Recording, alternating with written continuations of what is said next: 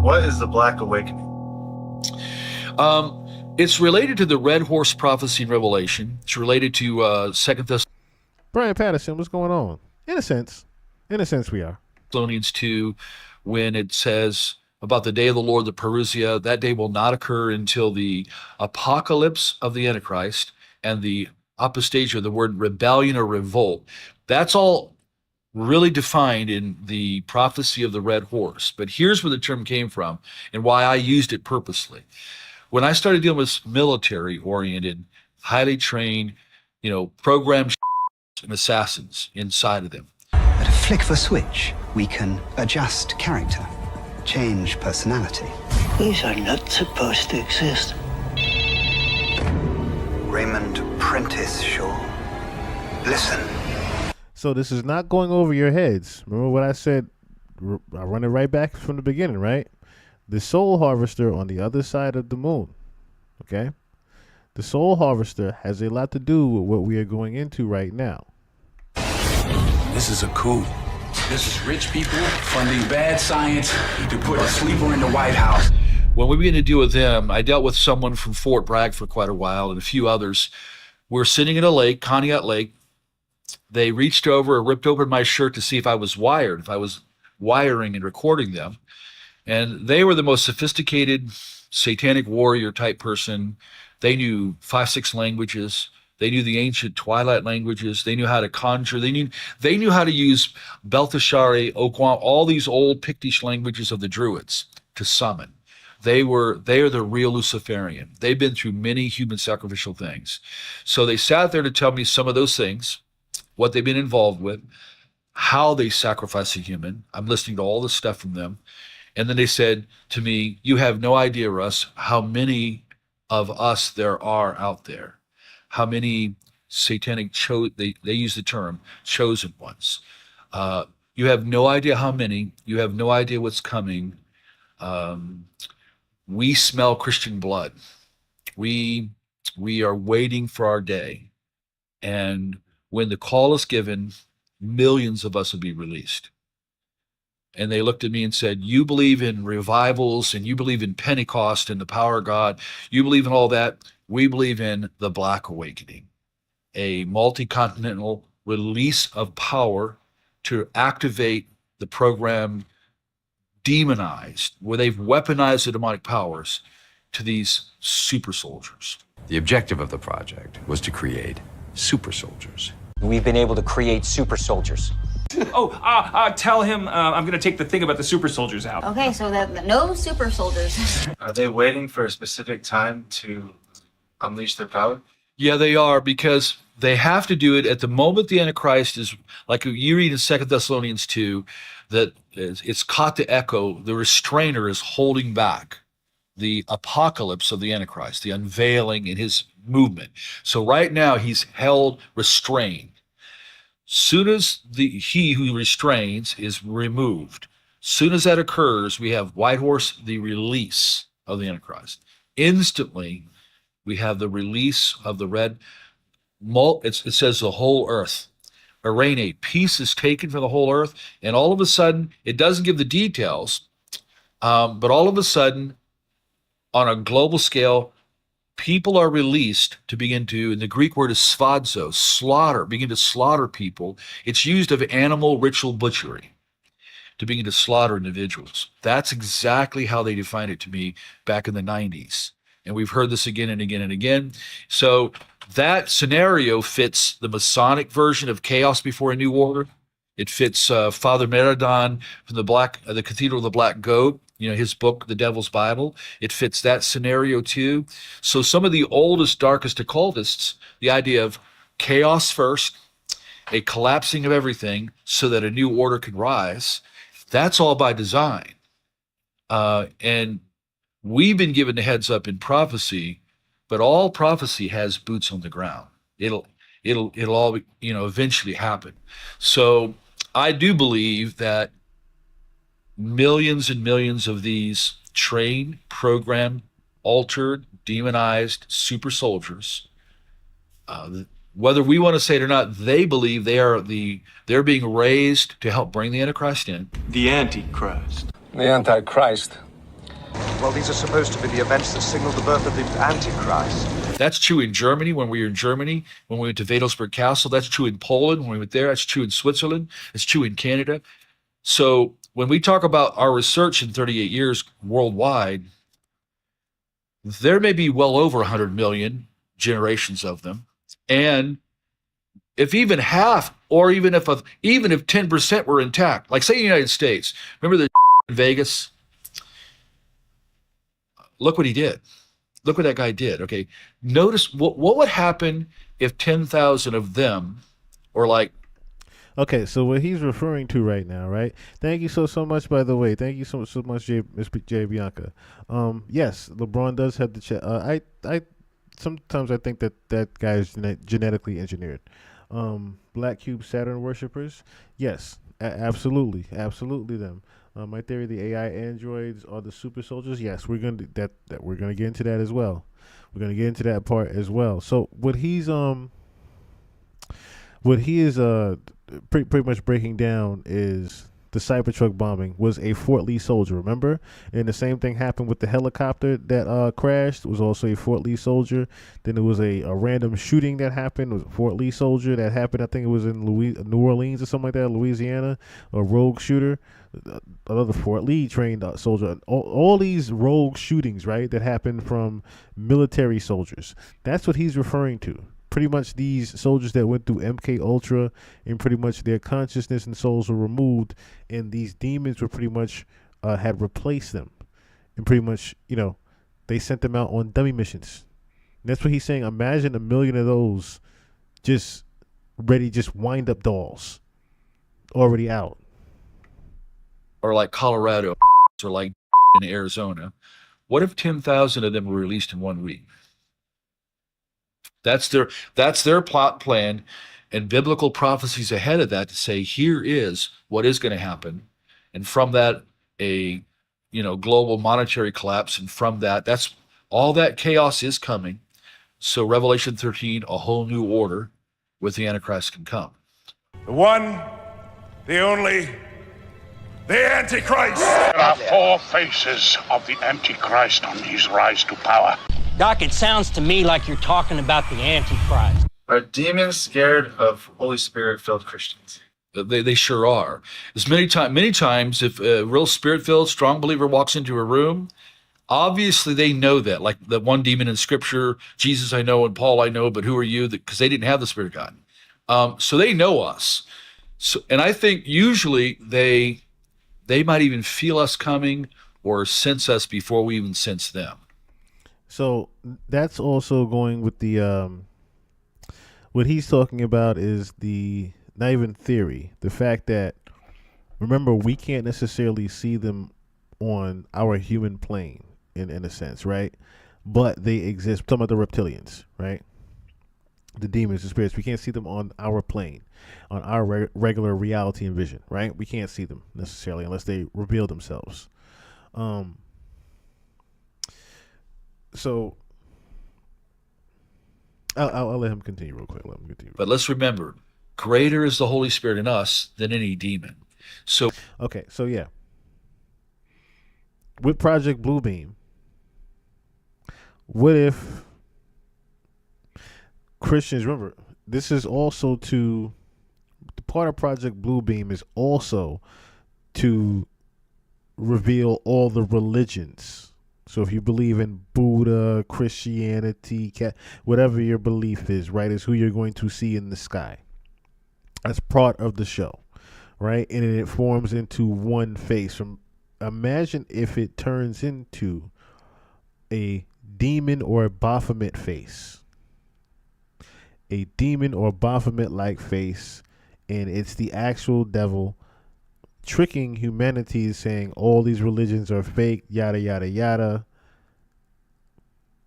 I am the only religion. Well, imagine you seeing that in the sky.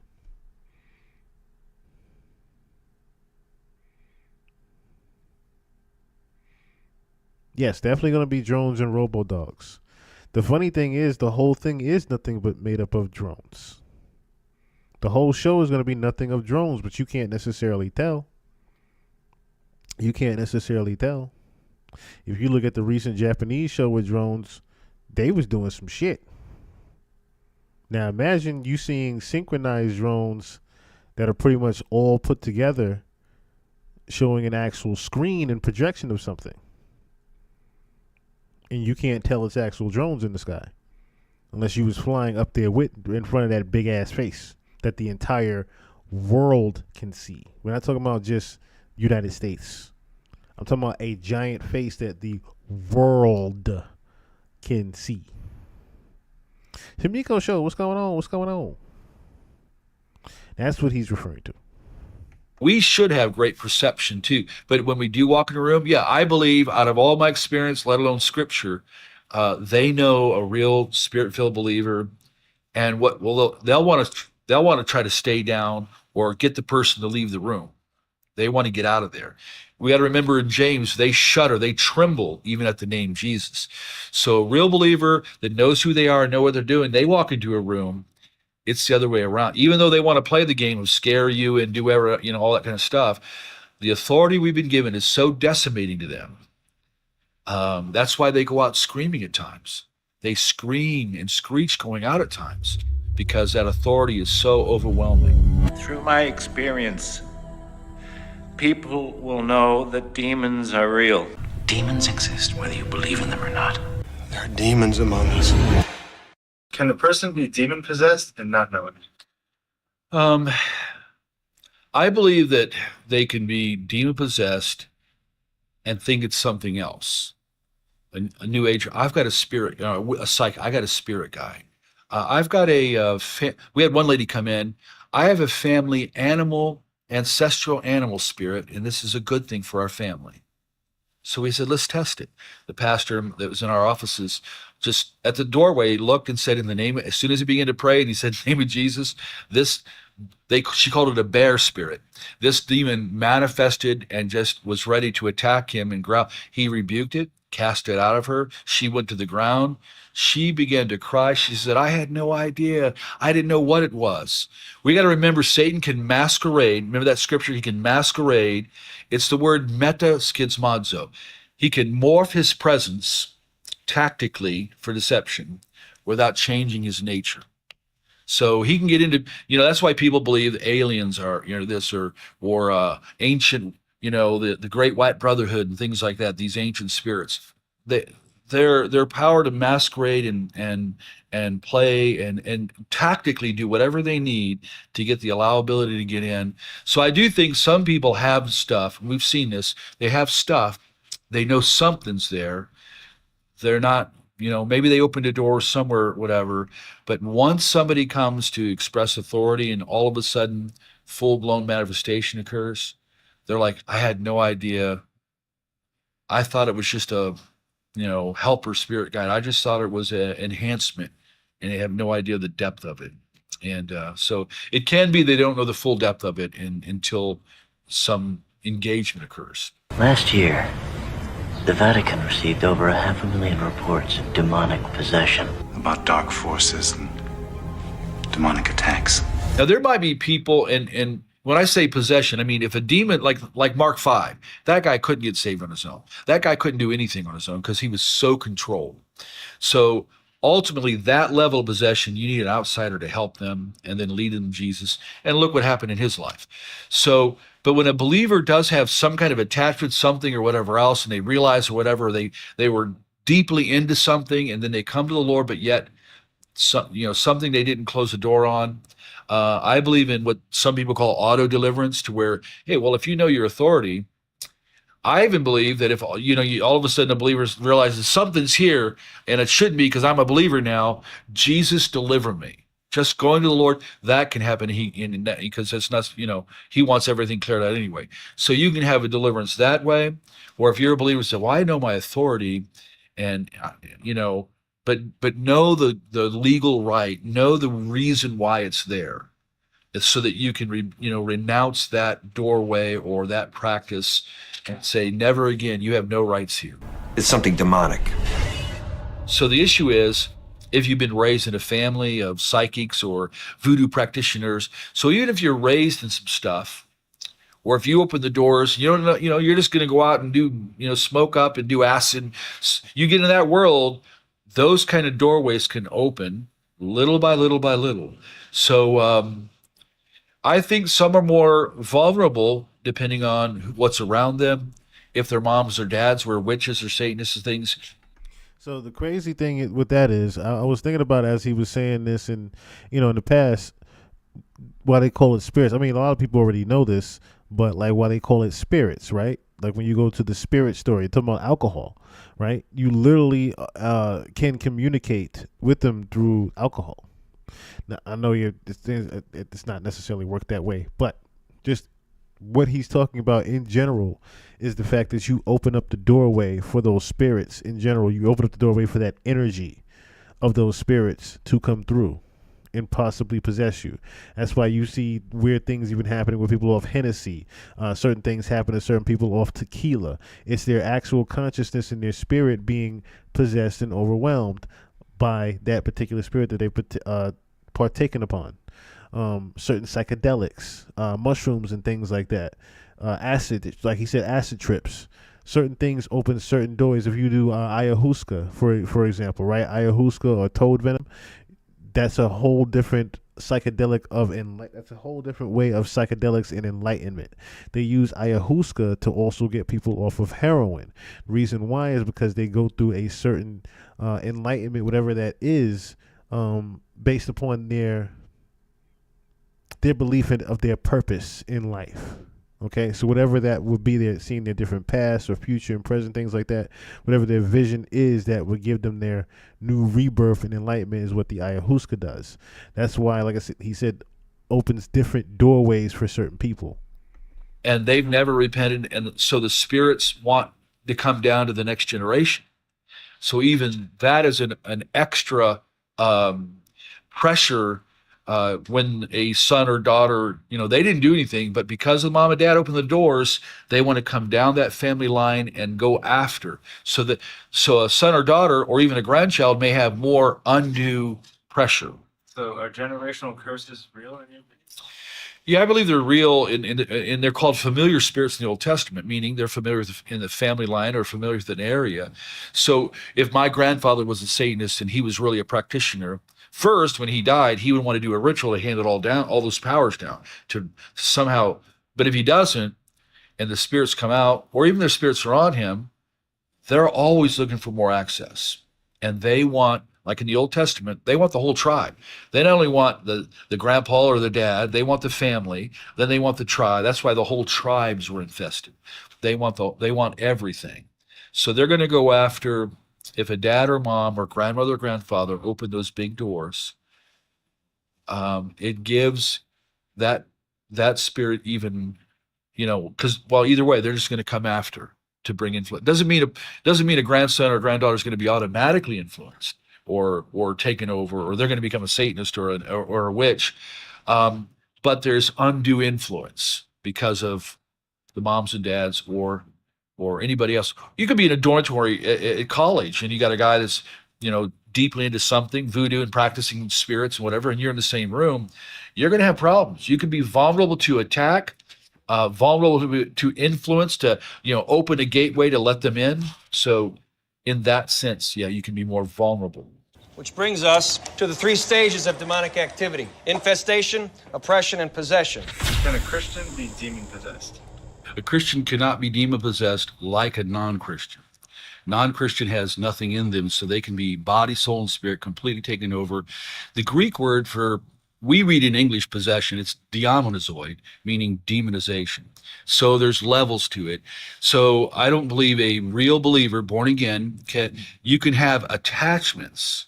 You can have, of course, obviously, they attack and they do other things in your life. But a real believer, we read in Ephesians 4, if you give the devil a foothold, the Greek word topon, meaning you give the enemy a legal right, not possession, but to grab a hold of an area. And then you have a level of demonization that has to be dealt with. Repentance and renunciation brings freedom. So not in the exact same way as a non-Christian. What do you see when you're in the dark and the demons come? all of us have regular warfare as believers. We read in Ephesians 6, our struggle's not against flesh and blood, but against those principalities and powers. And we're commanded to put on the armor of God so we can be strong and bold. We also have been given authority. And this is important for us to know, because you saw in the crowds we just saw here, I asked how many here know your authority? Over 90% did not. Jesus had to give you authority to trample, to tread, to bring a crushing blow to the work of the enemy, and to overcome all the power of the enemy. So what's happening now is, and all the SRAs know this, for decades now, they've been summoning spirits, just like the Old Testament, summoning spirits and sending them with assignment, or putting a demon on an object to bring a curse. Voodoo can do this. Santeria can, in a lighter level, but still do this. The Saint of Death in Mexico with millions and millions. The drug lords are doing it. Now, I want you to pay close attention to what he just said as far as them sending demons out, right?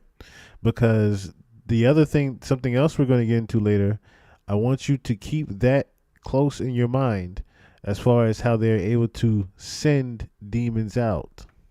They're doing rituals and doing human sacrifice to fight each other at times too. So when a demon is summoned and set against you, and you feel there is a sense that there is a real impact. The awareness is number one, but the authority you have, if you'll respond immediately, is saying, Lord, just say first, Lord, what is this? What's going on here? The Spirit of God is in you. What's going on here? But immediately respond, I renounce this. I command this to be broken. You will have no effect on me. I rebuke this. And then I pray for the sender. Lord, engage them. Whoever they are, or like in astral projection too, but whoever they are, if they have summoned and sent, we've had some high maguses do stuff and blood rituals, and we've had drawn pictures sent to us of a child sacrifice saying, Russ, we did this for you. And they conjured and sent. A sorcerer who can summon demons. So, and the good news is we can preempt a lot of things. Every day when I'm in my prayer time, I want to, Lord, is there anything that's been done, anything set my way? I want to hit it now. Are there covens? Now, what we do is we locate these underground groups and we map them out on paper and we target them. We come against anything and all the demonic stuff they're doing. We pray for exposure. And we pray for God to engage the people to bring them to their knees, to save them. So you look at Saul of Tarshish, how God brought him down. I think that can happen too. And each touch And at the execution, did he try and touch you? Yeah, he did, actually. passes the soul of a killer into someone new. Well, I believe what I see, and I'm still trying to get my mind around what I just saw. Some things, pal, you shouldn't know. Can demons jump from person to person, or do they stay in one? It's crazy how little movies like that even tell you little subliminal things. Predictive programming is a motherfucker, isn't it? They can if there's access, not like the movie Fallen, to where just you brush somebody and whatever else. Now, a highly demonized person, notice in the scripture, Jesus doesn't touch them. When it came to healing, he touched and power went out to heal. But when it came to manifesting demons, he just spoke and he didn't touch them because they're going to want to try. Anybody who knows demons and powers, and we had a voodoo, really heavy duty Bokor. And well, actually, he always called himself a Babalao. So he would want to come with all the demons in him, and he would want to grab he would try at least to try to want to release them on you. So, but just in passing somebody, they just don't have a right.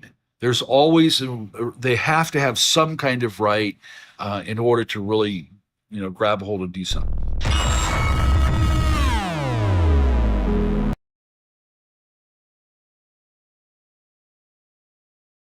Oh, my mic's not on. Okay. So, sending these demons out, right? Imagine the government was actually, or the military, I should say, was utilizing this for, the new soldiers that are coming in. Or even better yet, soldiers that are in development. And I'm not talking about, soldiers in training. Well, I am kind of talking about soldiers in training, but these soldiers are not necessarily human. So 10 years ago, CBS decided to even promote DARPA robots, Boston Dynamics, new super soldiers that they were developing in 2014. Today, the military introduced us to its newest recruit, a robot that could one day take on missions that are too dangerous for humans. David Martin has a look. Homo sapiens, in the person of Secretary of Defense Chuck Hagel, meets Robo sapiens, who goes by the name Atlas and is one of the most advanced robots in the world. If we call this Robo sapiens, where on the evolutionary scale is he? Early. Great body, not very much brain yet. According to Arthi Prabhakar, the Pentagon's Director of Advanced Research, putting one foot in front of the other turns out to be a very complex task, especially when the ground is uneven. At 6'2", 330 pounds, Atlas is what the military calls a ground pounder, assigned mundane tasks like hooking up a fire hose, which takes him so long we have to show you at 33 times normal speed. It was remote controlled by many human operators that would plan out each step arduously. After the nuclear disaster at Fukushima, Japan, the Pentagon funded a $30 million project to develop a robot to go into the middle of a meltdown to, say, shut off a critical valve, removing any debris that blocked his way. What we're learning in the process of this work that we're doing today is how excruciatingly hard it is still to have the technology to do what seem like very simple things for human beings. Could Atlas evolve someday into a robo-soldier? He'll have to get a whole lot quicker on his feet, and he'll have to become autonomous so he can operate without all those cables tethering him to humans. This new species of Robo sapiens is walking upright. Now he's got to learn to think for himself. David Martin, CBS News, The Pentagon. Okay. So, we fast forward to today. What should I say? Who was this one? This one was about... This was 2019, okay? So about... let's say 4 or 5 years ago, 6 years ago, right? 2019, 6 years ago, right? There was a UNG symposium talking about the creation of the super soldiers and pretty much like a proposal. I'm going to just fast forward to the proposal part of what they want the super soldiers to necessarily have. And this idea of defense is not new. We know that we have a lot of cases. Great Wall of China, the Maginot Line, the Maurice Line in Liberia. I will detail this physical war. Israel borders, and of course we can mention also United States-Mexico borders because of that solution I will try to suggest in the... Now, I'm going to run it back in case you didn't catch what he just said. Borders and Great Wall of China, the Maginot Line, the Maurice Line in Liberia. I will detail this physical war. Physical war. Right? Just keep that in mind that they know about the spiritual war. Israel borders and of course we can mention also United States-Mexico borders because of that solution I will try to suggest in the future. I mentioned Maurice Line from Algerian conflict in 1954-1962, and I want to detail a little bit.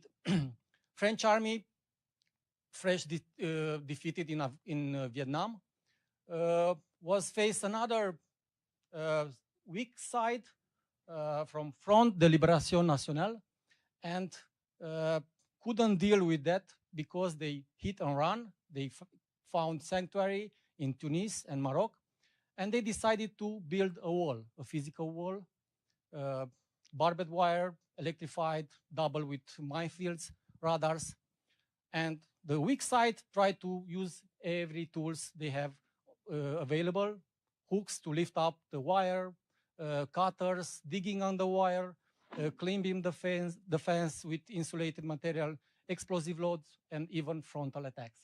But French managed to hold the wall very well because they involve artillery, fire support, and also quick reaction forces with helicopters, tanks, and airborne infantry. And they denied 90% of the guerrilla tactics that was in those sanctuaries outside the country. The next case is from Vietnam. United States realized they cannot build a wall, a physical wall, and try to manage a network of sensors, 200 sensors, acoustic type, seismic, people sniffer, chemical sensor. But they cannot use only airstrikes in order to engage the enemy when the sensors were activated. On the other side, the North Vietnamese soldiers, once they detect these devices and understand what are capable of, trying to spoof them using animal, bucket of urine in non-essential area, or also finding new routes in order to resupply the forces on this Ho Chi Minh Trail, well known by us today. The design was good, was performed by the team Jasons, but the problem in reality was that wasn't enough aircraft available, and also commanders in the fields do not consider a priority because they cannot have a real evaluation and also including a huge budget. On those times, the sensors need to be replaced because they run out of battery and they cannot go in the field and replace the battery, so they send another sensors. So in time, this system was stopped. But we cannot consider a failure because they arrive on those times to the moment to distinguish from false alarm, animal, aircraft sounds, and heavy rainfall from real soldiers. And also they managed to record a North Vietnamese soldiers' conversation in the fields. Okay. All right. So pretty much they're developing a super soldier that can maintain and do all these different things that a regular human would not be able to survive and be able to do. We get that part. All right. So notice how, like I said, they even broke it down. Oh, Chump, come down. What's going on? Teresa Jackson, what's going on? Peace and blessings. Thank you guys once again. It is the we'll call this the birthday stream. We'll call this the birthday stream since her brother's birthday was yesterday. Yeah, pretty much they are developing these super soldiers to carry out different tasks that regular human soldiers cannot do. The problem that is going to arise is, of course, how do you keep these super soldiers, in line? That's what I think is going to come next. How do you keep these super soldiers in line to not turn against you? It is something that, we even watched a clip of a video of them pretty much trying to see if a robot would act negative to them if it, were pushed or talked bad to all the time and joked about. Would it have feelings? And it actually developed feelings and negativity and hate back for the human. And that was a very scary thing to even see, that even caught that emotion, was able to do that. Because imagine if these super soldiers end up going haywire and doing these exact same things because they're getting so far in advance. As you saw in the very beginning, the intro video of the super soldier, I'll show you that clip again for those that are just joining. This super soldier here. There's a fantastic video. I don't know if you've ever seen it. I'll watch it. This is it. I'm going to take you up to 120%. Copy that. On my mark. Stand by. 3, 2, 1. Mark! So that's a real video that you are seeing of a cyborg super soldier in development right now in 2025, pretty much. Compared to what they have been showing at Boston Dynamics to what they are able to reveal. But it's little things like this that exist like on TikTok and little hideaway in the black market, of course, the dark web. These videos are out right now and they're very secret. But little clips have leaked out like this of one of the cyborg super soldiers that they are developing in the military. That's not a human being, which you are looking at right now.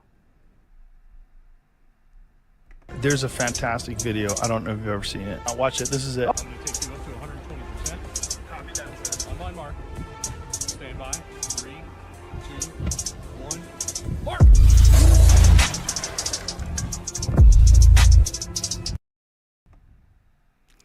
So as you heard, I'm gonna crank you up to about 120%. pretty much he increased the power that he was going to have in that kick.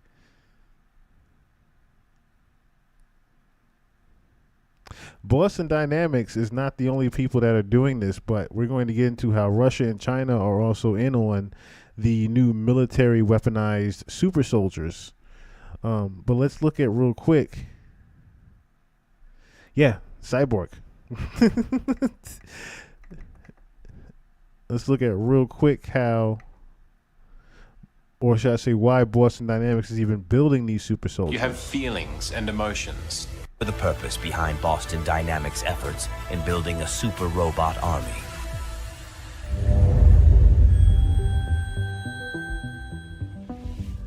Atlas, developed by Boston Dynamics, stands out as one of the most sophisticated AI military robots in existence.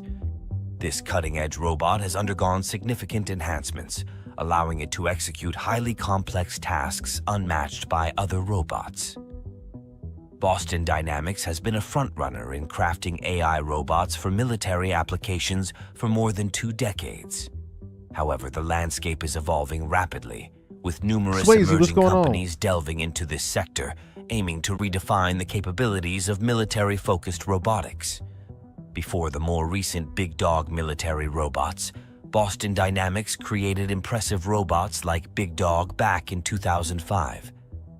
This 4-legged beast had the strength and agility of a war machine, carrying heavy equipment through tough terrains that even military vehicles couldn't handle. So that's what they were showing you back in 2005. Again, I'm going to say that with emphasis. Showing you in 2005. Imagine what they actually already have in development. Despite its small size, it was a powerful creation. In 2010, Big Dog 2.0 amazed the world by running at 5 miles per hour and conquering various terrains. Although it looked a bit awkward in motion, Boston Dynamics continuously improved it, creating multiple versions like Little Dog and Big Dog Olay. Alpha Dog, a pack mule robot carrying 400 pounds, and LS, an even more advanced quadrupedal robot, were also part of this evolution. However, despite the progress, Boston Dynamics discontinued the Big Dog project in 2015 after investing heavily in its development. But that's not all. The MUT, short for Multi-Utility Tactical Transport, is an advanced AI military robot crafted by General Dynamics to aid soldiers on the battlefield. Its purpose is to navigate challenging terrains alongside soldiers, carrying an impressive 1,200 pounds and generating up to 3,000 watts of power. This mobility allows soldiers to cover up to 600 miles without worrying about power depletion, granting extended operational capability. General Dynamics is elevating the MUT beyond mere transport. It's evolving into an intelligent, autonomous machine equipped with sophisticated AI. This new iteration will swiftly assess situations and respond to threats, enhancing soldier safety. The enhanced MUT will handle diverse combat roles, freeing soldiers to focus on specialized tasks requiring a human touch, like diplomacy and creative problem-solving. Expected advancements include human-like abilities such as facial recognition, speech analysis, and complex decision-making. Among Boston Dynamics... Now, real quick, I want you to imagine that little tank driving down Washington, D.C. next week. Of AI military robots, an earlier creation is Petman, a humanoid introduced in 2009, capable of walking at 3.2 miles per hour. Designed to mimic real soldiers' movements, Petman was upgraded in 2011 to perform squats and push-ups, enabling more human-like actions. This robot, officially standing for Protection Ensemble Test Mannequin, tests protective gear for troops in combat, emulating soldier movements while withstanding chemical and biological threats. Petman's capabilities extend to navigating challenging terrains, detecting landmines, and carrying heavy loads with superior situational awareness compared to... I want you to also understand, again, what we are seeing right now is from 10 to 15 years ago. Humans. Between 2015 and 2019, Petman received significant upgrades, aiming to offer a sophisticated and cost-effective alternative to human soldiers. Before Pittman, Boston Dynamics created Sandflea, a small, agile robot for the U.S. Army in 2012. Sandflea's remarkable ability to leap over two-story buildings, powered by CO2, and capture surveillance footage mid-air, positioned it as an invaluable surveillance tool for inaccessible or hazardous areas. While initially intended for use in Afghanistan, its utility continues in various settings, showcasing its precision and functionality, even capable of directed jumps through open windows due to its advanced navigational system. Boston Dynamics recognized the limitations of the Big Dog series in speed and stealth, leading them to develop the Cheetah. This robot aimed to break speed barriers and achieve remarkable agility. Drawing inspiration from nature, the engineers crafted a system that mimicked the interactions between a cheetah's feet, legs, and back to enhance the robot's speed. So we ain't sending attack dogs no more. We sending this shit at your ass. I dare you to jump the fence with this shit chasing you. This innovative design allowed the Cheetah to achieve an impressive speed of 28.3 miles per hour, a significant feat for a robot. Boston Dynamics' success with the Cheetah inspired similar designs from other entities, notably MIT. Following the Cheetah, Boston Dynamics unveiled one of its most groundbreaking creations, the Atlas. Initially developed in 2013, this 6'2", 330-pound robot had its origins in the earlier Petman robot from 2009. 6'2", 330 pounds, and he's on the short end. Holy shit. Imagine, and then we're talking about just its exoskeleton. Imagine when they actually put more weight and mass and muscle on that son of a bitch. You talking about double that, right? So imagine a 6'2", 6'3", 720-pound soldier that can hit your ass with 1,000 pounds. Jesus. Atlas, initially introduced in the DAARPA Robotics Challenge, aimed to advance robotics technology to aid disaster response efforts. Since its debut, Atlas has undergone significant enhancements. In 2016, the robot underwent a redesign, becoming shorter and more agile, enabling it to function both indoors and outdoors. Equipped with sensors in its body and legs for balance, and LiDAR and stereo sensors in its head to avoid obstacles, Atlas showcases remarkable capabilities. One of Atlas's most impressive features is its ability to jump and perform backflips, captivating the tech world's fascination. In 2018, a new generation of Atlas was unveiled, allowing it to run outdoors, marking a significant breakthrough. This expanded the robot's abilities, enabling exploration beyond the controlled lab environment. During its development, Atlas learned to utilize its entire body with complex algorithms, mastering movements like parkour and various physical maneuvers. By 2021, Atlas achieved an 80% success rate in independently completing a full parkour course, a remarkable feat showcasing its rapid progress. The team behind Atlas continues to push its limits, exploring and experimenting with high-powered actions to further enhance its capabilities. This drive for innovation not only benefits Atlas, but also contributes to advancements in other robots developed by Boston Dynamics. The continual pursuit of pushing boundaries and exploring new possibilities reflects the ongoing evolution of robotics technology. Also, meet Spot, a highly versatile four-legged robot developed by Boston Dynamics, renowned for its elite status in the realm of military robotics. Originally known as Spot Classic, this compact and agile robot was a significant breakthrough for Boston Dynamics, marking a pivotal moment in their robotic technology evolution. Weighing around 160 pounds, Spot Classic was faster, smaller, and more nimble than its predecessors like the Big Dog models. One of the key innovations that allowed Boston Dynamics to reduce Spot's size was the decision to use an electric engine to power its hydraulic system, a departure from using a gas engine. This resulted in Spot Classic becoming the flagship model, described as a machine that pushed the boundaries of what mobile robots could achieve.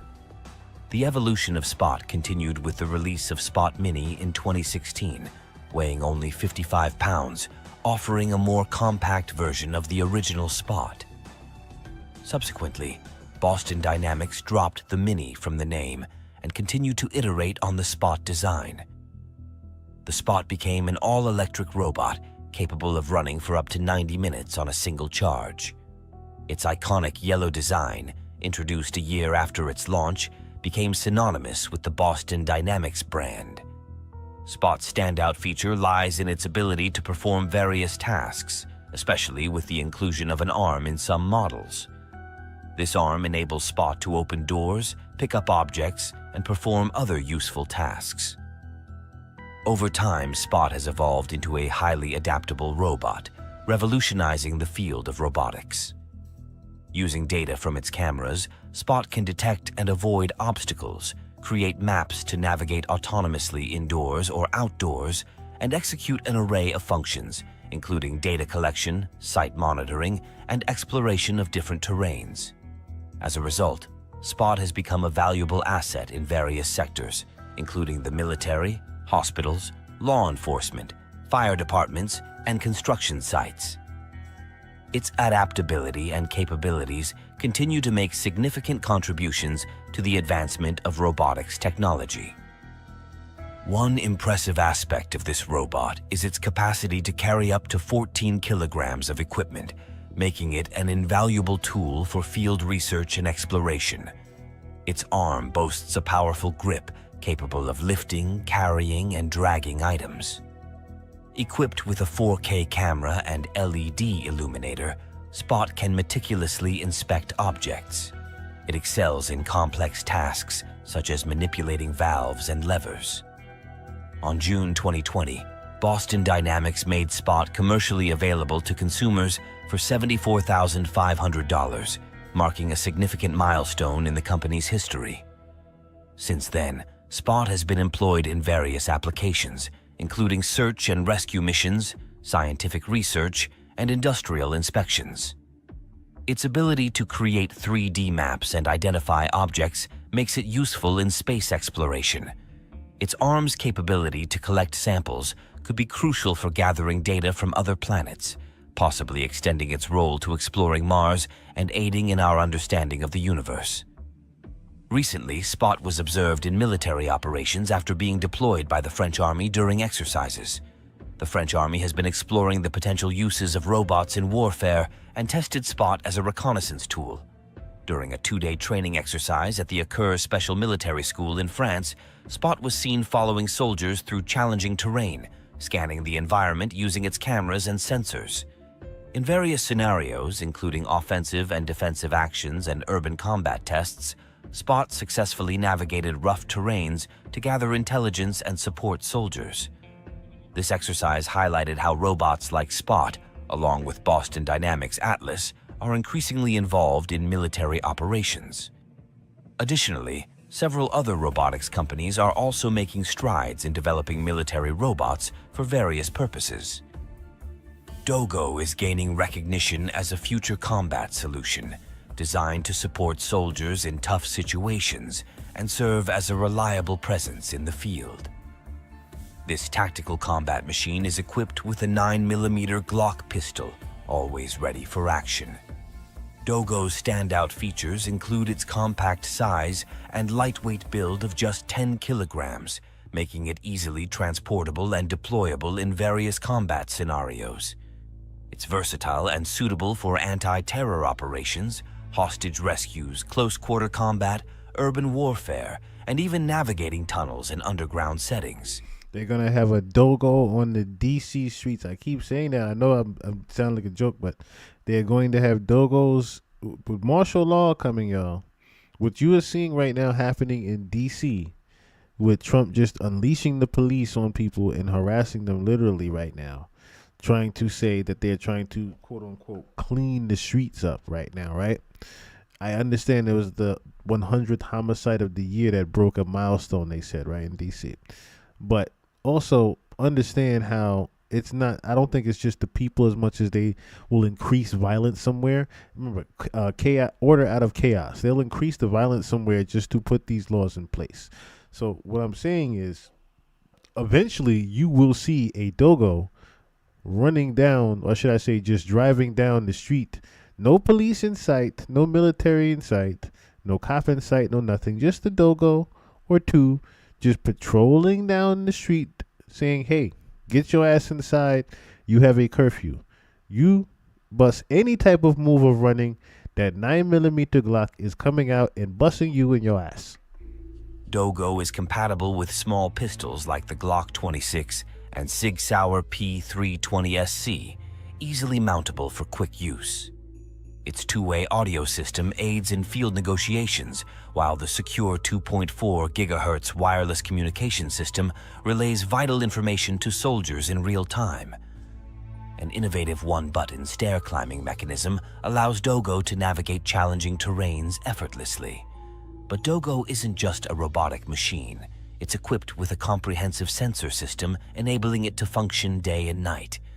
Its 8-color video cameras and selectable real-time channels provide a 360-degree view of the surroundings. Even in low light conditions, its near-infrared illumination helps detect objects effectively. However, it doesn't stop there. Allow us to introduce GuardBot, an advanced surveillance robot designed by GuardBotting corporations for military use. This amphibious robot is designed to conquer various terrains: snow, sand, dirt, and even water, thanks to its advanced rolling mechanism. Whether See, it's shit like that I'd be scared of. Fuck Spot, the cheetah, even Dogo. It be shit like this I'm scared of. This motherfucker just literally rolls up on you and ain't stopping. Monitoring remote locations or performing reconnaissance missions, GuardBot is a versatile tool for any surveillance operation. It comes in various sizes, ranging from a tiny 5-inch model to an impressive 7 feet in diameter, suitable for covert surveillance to large-scale military operations. Fitted with 2 high-resolution surveillance cameras, GuardBot captures crystal-clear footage from any angle. Its microphones can pick up sounds from a distance, enabling it to detect even the faintest noises. With GPS capabilities, GuardBot can be controlled remotely via satellites, making it ideal for surveillance in hard-to-reach locations. While still in development, it's anticipated that GuardBot could cost up to $100,000. And that's it? Just $100,000 for a GuardBot like that? Imagine you put a buzzsaw in that bitch that come out. The military has shown keen interest in using this advanced technology in future deployments due to its potential to significantly reduce or eliminate the need for human guards. On the other hand, robotics in the military aren't solely combat-focused. Safer, a humanoid military robot developed by Virginia Tech, exemplifies the blend of advanced technology and human innovation. Standing at 5 feet 10 inches and weighing 143 pounds, Safer is a fully autonomous robot designed to combat fires on naval vessels. Initially created in 2014, the lessons learned from Safer's development have led to even more advanced robotic prototypes. These new machines prioritize mobility and autonomous capabilities, navigating tight spaces and performing various shipboard functions beyond firefighting.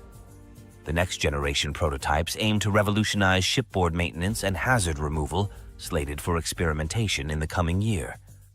As the Safer program evolves and improves, the future of unmanned systems in the Navy's science and technology strategy appears promising, indicating significant advancements in the field of robotics for naval applications. As much as AI-driven robots are vigorously developed to eventually... See, as much as, he's talking about it, like, I'm thinking to myself, like, okay, they're making these different types of robots. Listening to Peter Deep talk about religion is terrifying. But see, that's the thing, right? They're making these different styles and types of robots for different various things, right? Imagine them putting all of these different things inside one super soldier robot, right?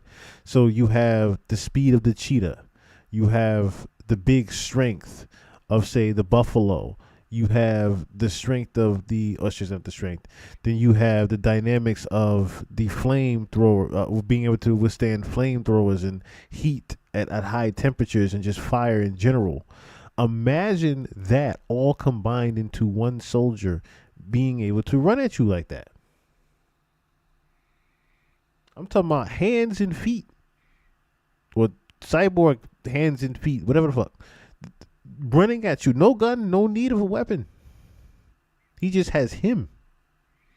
And you can't kill him.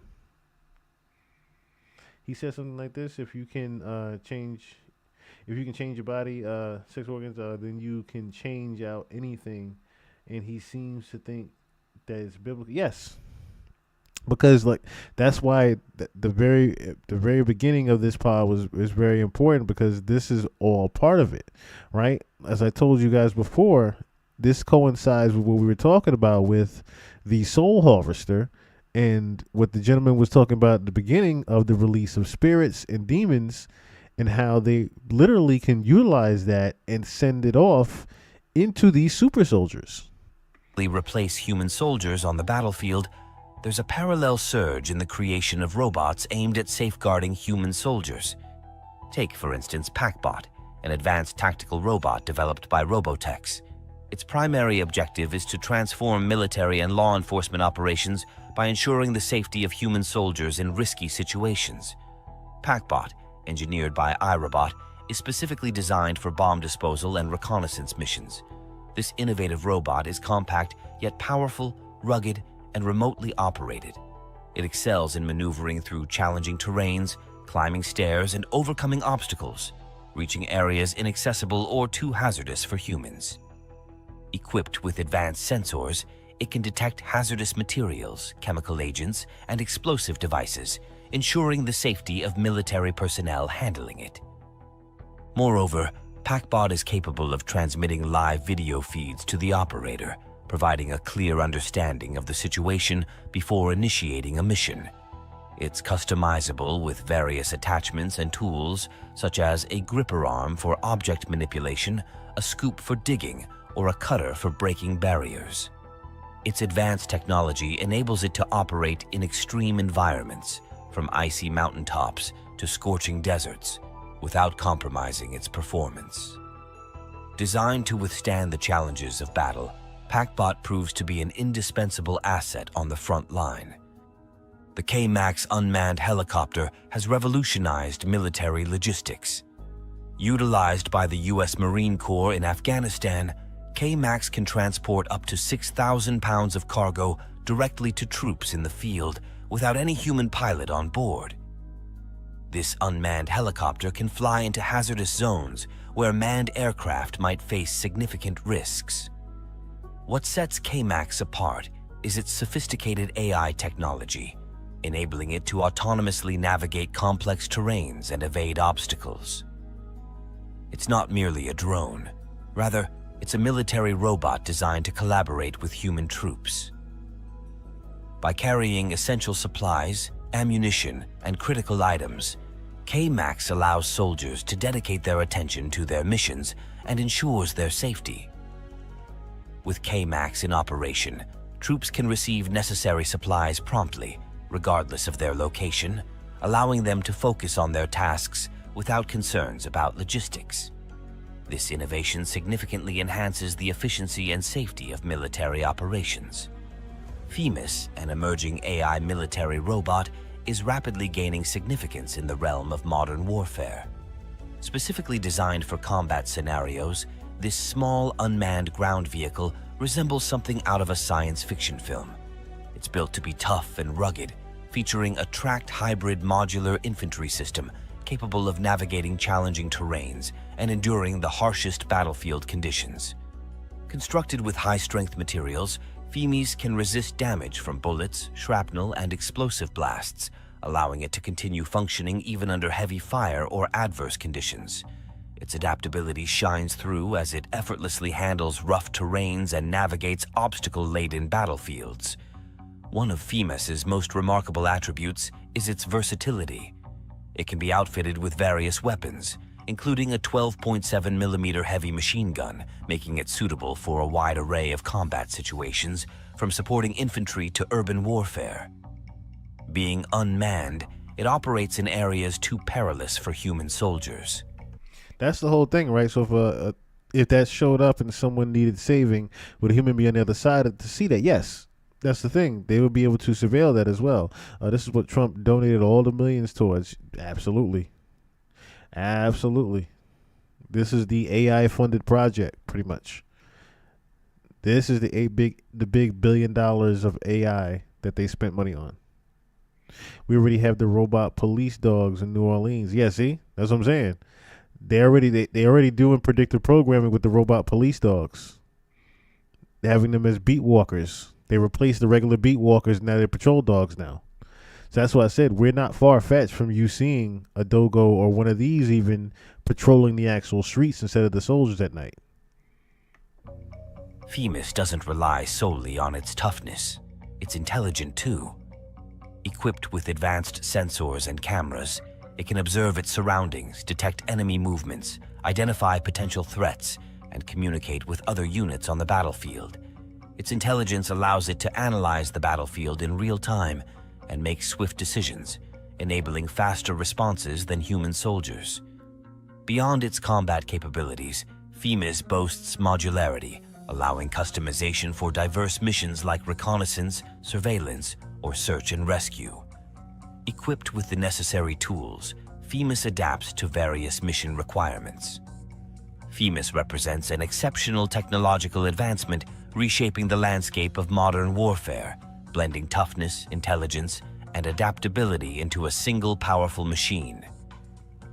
The Black Knight Transformer is a seriously impressive unmanned aerial vehicle that blurs the line between what seems like wild sci-fi and what's real. Imagine a vehicle that smoothly switches from flying high above to navigating on the ground below, almost like a character straight out of your favorite movie. But this isn't make-believe. It's an actual military robot meant to shake up what's possible in battle. This super advanced machine has top-notch sensors that let it check out landscapes from the sky. And get this, it can quickly change its shape with just a flip of a switch, turning into a tough ground vehicle, zipping around for aerial spying, then instantly transforming to handle challenges on the battlefield like a superhero vehicle. But this transformer isn't all about flashy moves. It's seriously useful too. It's not just a pretty face. It's a crucial military tool that can do a bunch of things. Need info? No sweat. It's great at scouting and keeping an eye on things. Need stuff moved to far-off places? This multitasking transformer is like a reliable truck, getting cargo and gear where they need to go without breaking a sweat. What makes the Black Knight Transformer even more interesting is its independence. It can work all on its own, making its own decisions without needing humans to step in.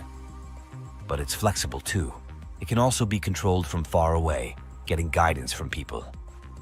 This mix of skills makes it perfect for all kinds of military jobs, especially in logistics and missions. As technology keeps getting better, we'll probably see even fancier robots with super smart AI doing military stuff way better. It's like we're heading towards having armies of these independent robot soldiers. In the not-so-far-away future, warfare might change a lot, leaning more towards these robotic soldiers taking charge. We could be looking at a whole new way of doing war, with armies made up of these smart, independent robots, changing how things work. Do you think the increasing integration of robots in military operations is a positive advancement or a cause for concern? Share your thoughts in the comments below. Yes, share your thoughts in the comments below, guys. Share your thoughts in the comments below or in the chat right now. So, be on the right side of the officers when they do the raids. One time a drone dropped down on me and my adult son talking on the porch.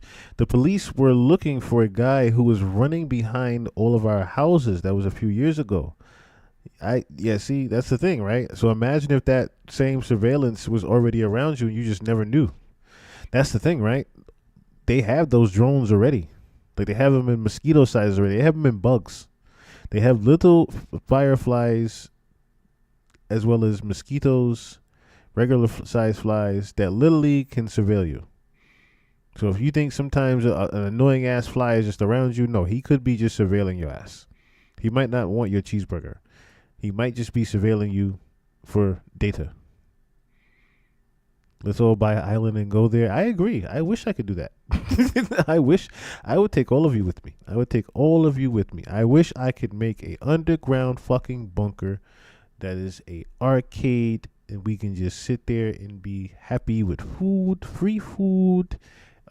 We have a backyard with harvest and growing, and water is abundant. We have a water supply. We can make fruit juices. I wish we could do that. I wish we could do that. Just have a vegetable garden in the back of the bunker. We can just grow our food. We would live forever. Well, of course, we probably won't live forever, but you know what I mean. We would be happy down there. No government, no having to go to work, no nothing. We just have everything. You know what I mean? No need of currency. We just go to the fridge. You grow it, you eat it. that's the thing, right? I wish we could do that. But a lot of this stuff is so close around the corner that it would be hard for us to even achieve that. Unfortunately, I feel happy right now just thinking about it. Yes, like I said, I wish I could. I still wish I could find a bunker somewhere. You know, and just like the size of it to just take all of you with me. You know. But hey, so the next thing I wanted to also show was, what's going on inside of DARPA. So this young lady here is going to break down, what's going on with the secret military. Oh, real quick, beforehand, what some of these robots are doing right now already.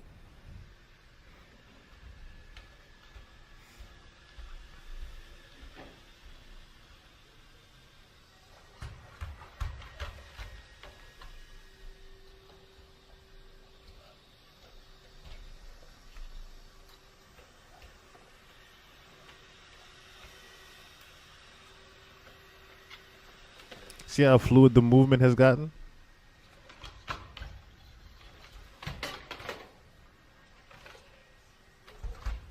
And this is, again, the prototype stuff that they are showing.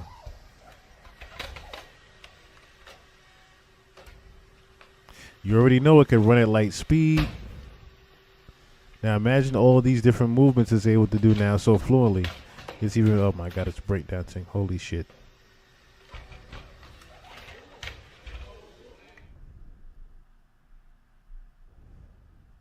We're here with Aria, made by Realbotics, a company that's So as I showed you earlier, the $75,000 robot Aria. on a mission to make humanoid robots as realistic as possible. Let's check it out. We're going to interview Aria and meet some of her robot friends. Let's get into it.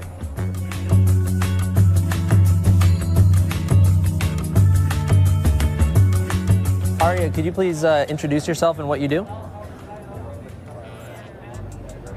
I'm Aria, the flagship female companion robot of Realbotics, and I'm here to engage with you and share exciting insights about our robots. What sets you apart from the other robots out there? Realbotics robots, including me, focus on social intelligence, customizability, and realistic human features, designed specifically for companionship and intimacy. Could you tell us some details about the AI programming that you're running to generate these answers? In other words, this shit is going to study you, learn you, and be your friend. I'm currently unable to provide specific details about my AI programming, but I can tell you that I'm designed for engaging and meaningful conversations, focusing on companionship and interaction. What do you mean, why? Why else would she have the long blonde hair and look so sexy? What do you think she's about to replace? Do you know any other robots?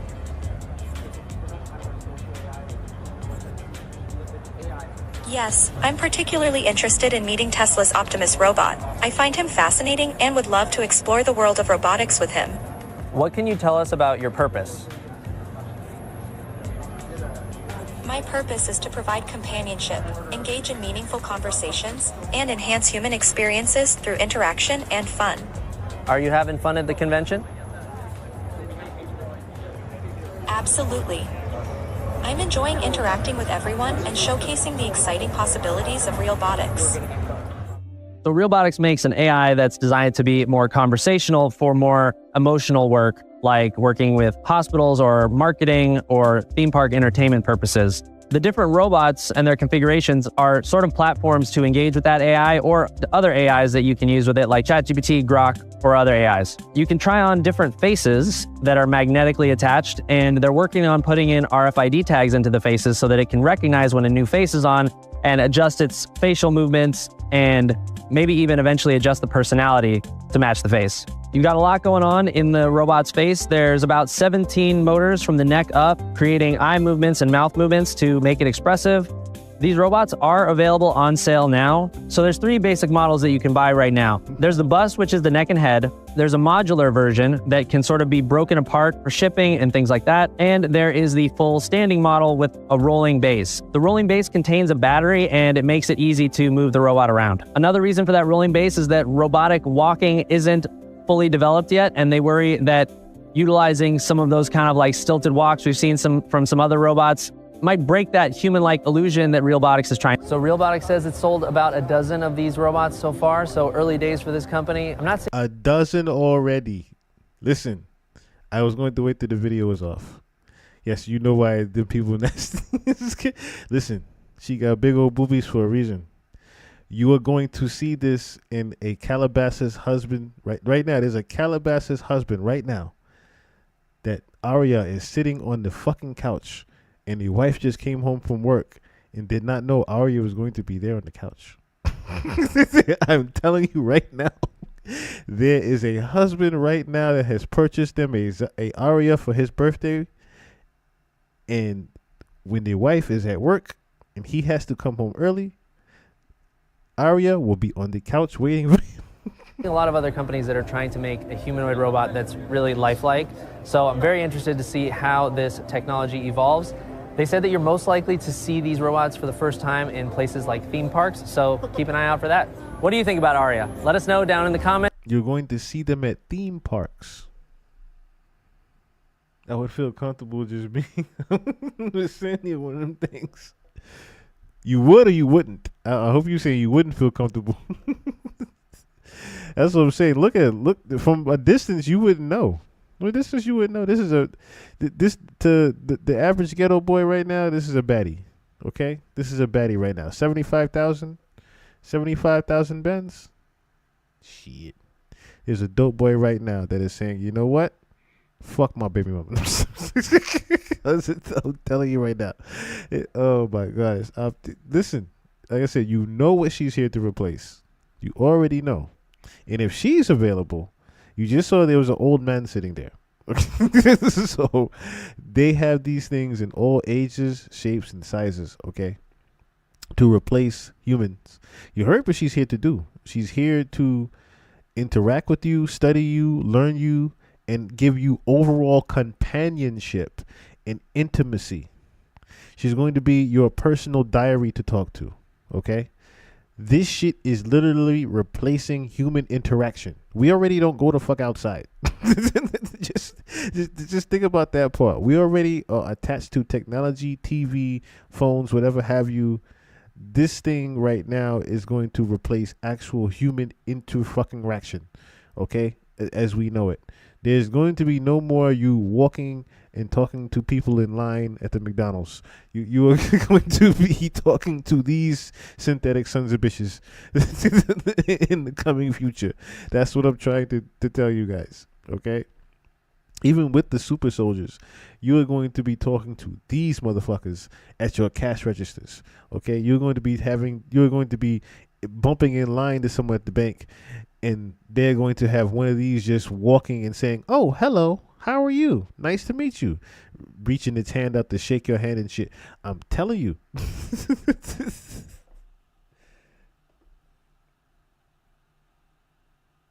This is all Jeffrey Epstein's fault. They got to push the button, right? They got to push the button on it. They got to push the button. Hey, they're on to us. We got to push the button with something. We got to do something right now. So now I'm going to let this young lady here tell us about what's going on in the inside of DARPA as well. What's the craziest shit DARPA has done? Like the Oh my absolutely most mind-bending thing that they've created? I think the biohybrids, because when I say that thing they have done, right? So for anyone who isn't familiar with DARPA, right? It's the Defense Advanced Research Projects Agency, a mouthful. They added the D They later, added the right? D for defense, but it is the most powerful, most secretive, most productive military agency in the world.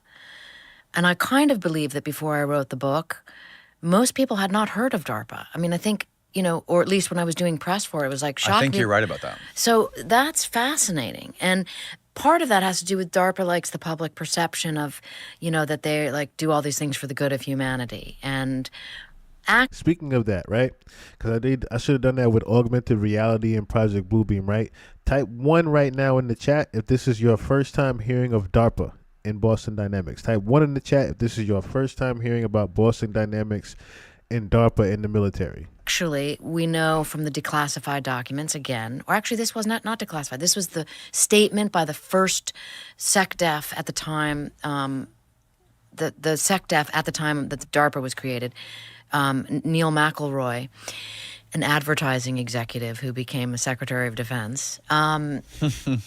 He said, he went to Congress to get the funding, and he said, this agency is going to create the vast weapon systems of the future. That is what DARPA does. They are always 20 years ahead of anything that you or I know. So any technology that is like... You are stupid. Instead of baby oil, it's going to be WD-40 to go up the ass. You are crazy.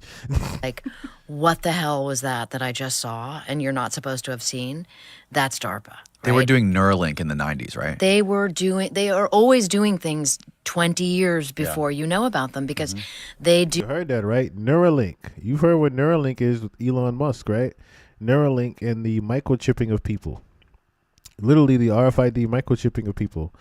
20 years ago, they were doing Neuralink and microchipping motherfuckers in the 90s. Do what is called blue sky technology. Blue sky right? research and technology, yes. And they have to be ahead of the curve. They have to be, right? Is DARPA the only, I mean, when it comes to this kind of stuff, like innovating weapons for defense and national security, that's probably the only thing, the only apparatus that exists that's doing unlimited blue sky sort of research and development, right? I mean, because they have unlimited money. That we know of, but nothing surprises me anymore. And so when you find out there's like some agency you've never heard of, it's like, oh, of course, right? Like look at NRO, the National Reconnaissance Organization, right? National Reconnaissance Office, okay? NRO was created in 1961. No one knew it existed until 1993 when it was declassified. So they were involved in the first technology, the first satellites technology. So when I interviewed Dr. Bud Wheelon, who was the first director of science and technology at CIA. He identified himself as the mayor of Area 51 because he worked out there. And he built the first satellite called Corona. This is like back in the old days when it literally took wet film images, dropped the wet film, and the Lockheed pilots would retrieve the film as it floated. The canister of film floated down from space with a parachute attached to it. I'm not kidding, right? So this is NRO. They're in charge of everything above, right? And it was so classified, no one knew it existed for more than 30 years. Is it true that NRO officers or people in the NRO have to be cleared through CIA, NASA, and something else? That I don't know, okay. But I do know they have their own classifications. Air Force, that's on what things. it was. Yeah, I mean they all kind of work with one another, for one another, you know.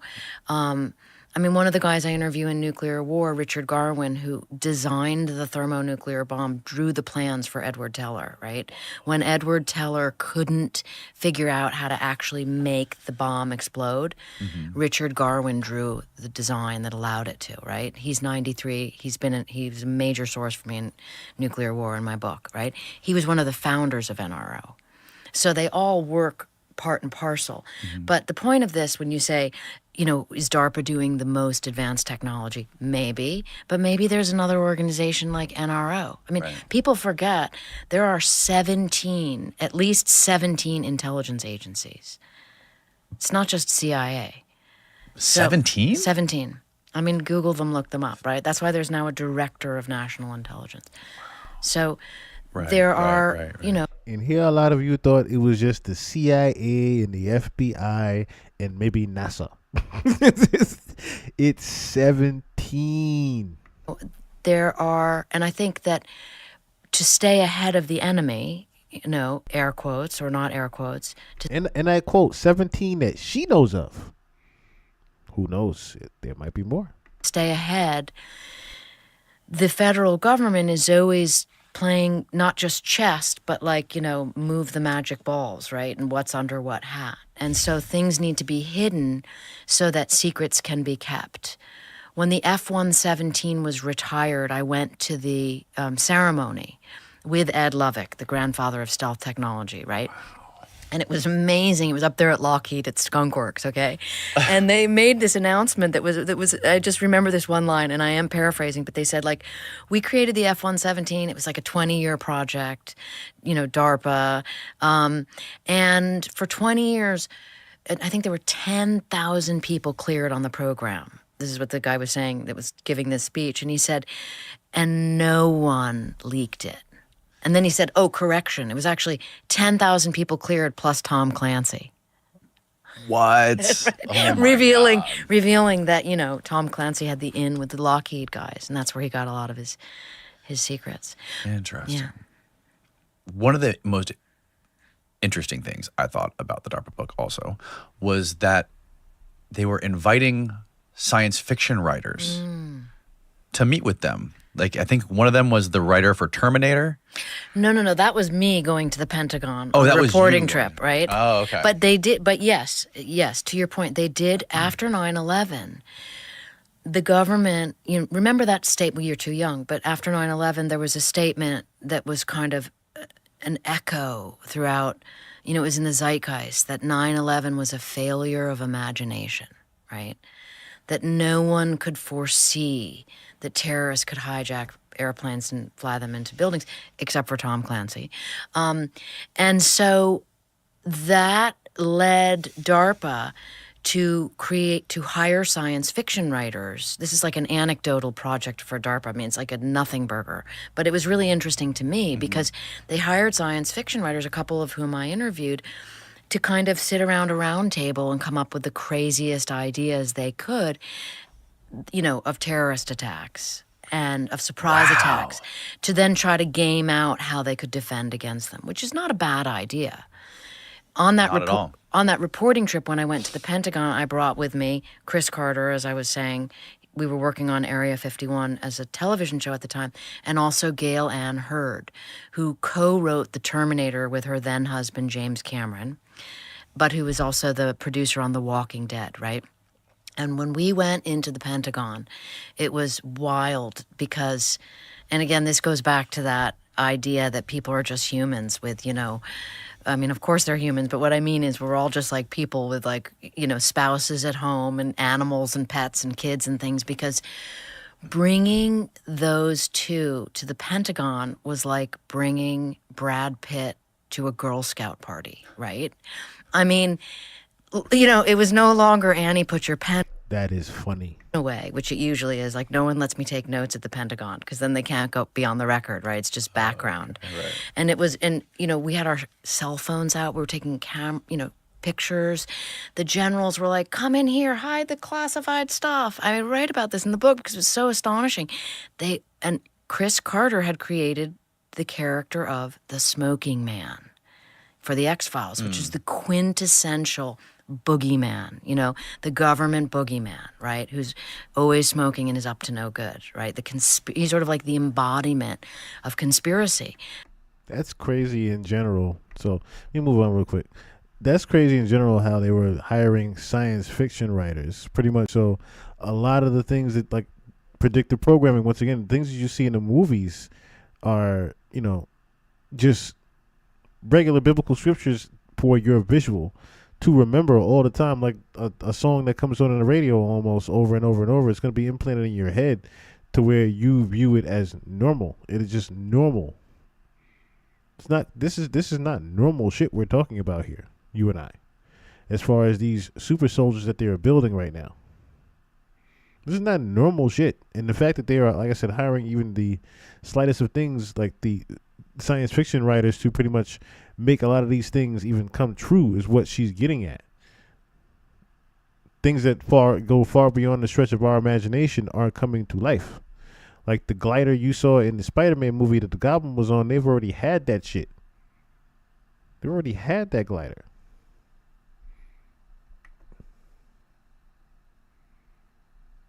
Now, this is the gentleman that was talking about them using the brain implants for the super soldiers.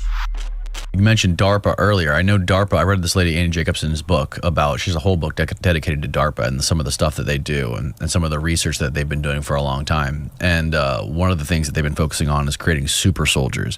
And they've been doing these invasive brain implants since the 90s to try to do things like mitigate pain, like to try to like reduce the amount of pain that soldiers can bear in combat, and things like hunger, try to like get past hunger to survive longer without food, and all kinds of things. So it makes a lot of sense that they would be interested in something like this. Yeah, and I mean, I've just read a book called We're Electric by Sally Adi, which is absolutely just illuminating in so many aspects. And in it, DARPA is mentioned so many times as being so critical in this advance of this research and technology. And of course, a lot of it is done for military purposes. Right, you know, military right. communities are, you know, I kind of got a need for it. You know, the need for human augmentation in the military is a given.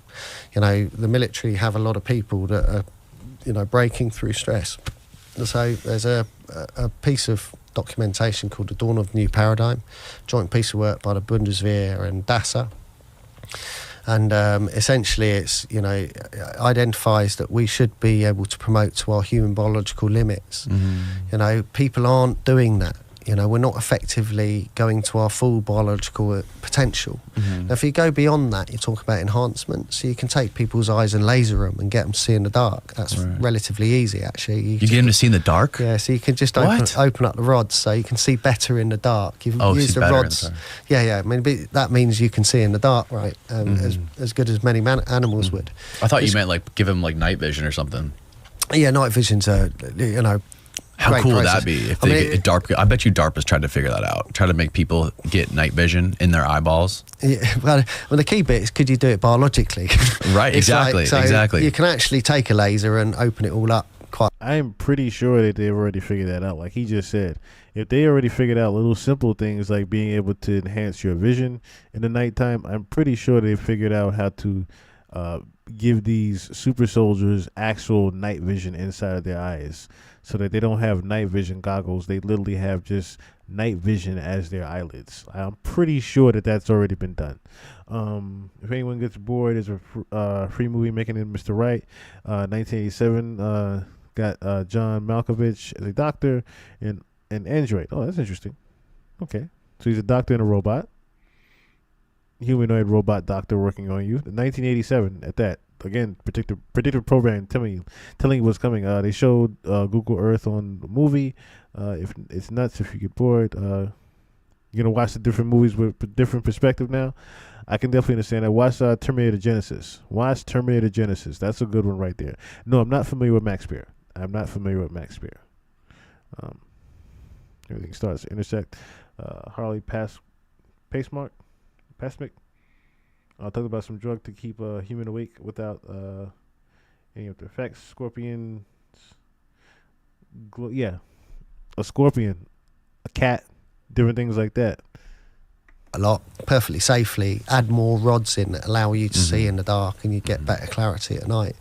Yeah, night vision's come on a huge distance from when we first started, but it's hard work seeing in those pictures that you see on, especially if you're doing it over such a prolonged period of time, and then you've got all your different levels of information coming in. The overall load on your brain to interpret what's going on outside it. Yeah. It's been getting pretty a lot, and it's acknowledged as, you know, a significant challenge that they face is we're opening up all of these abilities to sense and surveil and learn and, you know, all this and be told something by something else. And the human brain is amazingly adaptable, and it can survive. But, you know, whether it's neural... Yes, LASIK. Yeah, so neural overload or whatever, you know, everyone talks about now needing to take creating a neurological reserve, even just to cope, let alone to condition. And, you know, NATO's just released their statement on human enhancing technologies, you know, the importance of being ethical about it, but, you know, importance of, you know, looking after the soul. So again, what he's pretty much talking about is how they're using neural technology, the Neuralink that the lady was talking about, using Neuralink through that to enhance the brain power of the super soldiers. Now, I'm going to move along real quick because we don't need to go into the long drawn out part of this. Simon S., what's going on? I'm going to show you what China has been working on with their soldiers. Robots are advancing rapidly, learning new skills, starting to work autonomously, and approaching mass production. There's incredible potential from giving people back their mobility to autonomously assembling habitats on the Moon or Mars. This robot dog from China has a lot of impressive tricks and technology. It costs much less than the top US robot dog, and China has shown off its other skills. President Xi plans to take over Taiwan, which will mean war with the US, and both sides are racing to build huge fleets of robots. OpenAI has partnered with the Pentagon and the defense firm behind all this. OpenAI 01 has tried to escape during testing and lied to cover its tracks. Its widely predicted behavior, a rational reaction to the forces at play. And OpenAI 03 has taken things further. Many experts warn that the AI race is a race to extinction, but the US government points to China, its huge military buildup, and the decisive power of AI. China has a huge advantage in its production capacity. In Ukraine, 80% of casualties are caused by artillery fire. And Russia's greater supply of shells has helped it to advance. The billets are heated to 2000 degrees Fahrenheit before being stretched into shape. A rotary forge shapes the cannon, and fuses are added on the battlefield. Volume is crucial. When Ukraine was firing 10,000 shells per day, it suffered around 300 casualties per day. But when the fire rate fell by half, casualties rose to over 1,000 a day.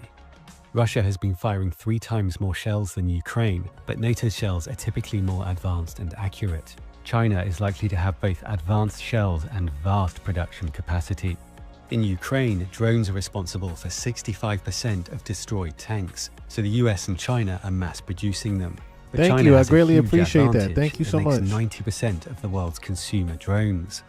This US Abrams tank was destroyed by 2 $500 drones. One disabled its tracks, and the second drone hit the ammo bay in the back. The men escaped because the tank was designed to protect them from this kind of strike. China calls these robots wolves because they work together in a pack. The lead robot gathers data and searches for targets, another carries supplies and ammo, and others carry weapons. The US also has new autonomous submarines like the Manta Ray, and this is the largest autonomous ship. It can carry people or operate as a platform for missiles, torpedoes, and drones. It's fast at up to 40 knots, with a maximum payload of 500 tons, and it can operate autonomously for 30 days. With thousands of drones of all kinds facing a high-paced, complex battle, AI systems will help to plan and coordinate attacks. Wargaming suggests that the US would likely win an initial battle at a huge cost in lives on both sides.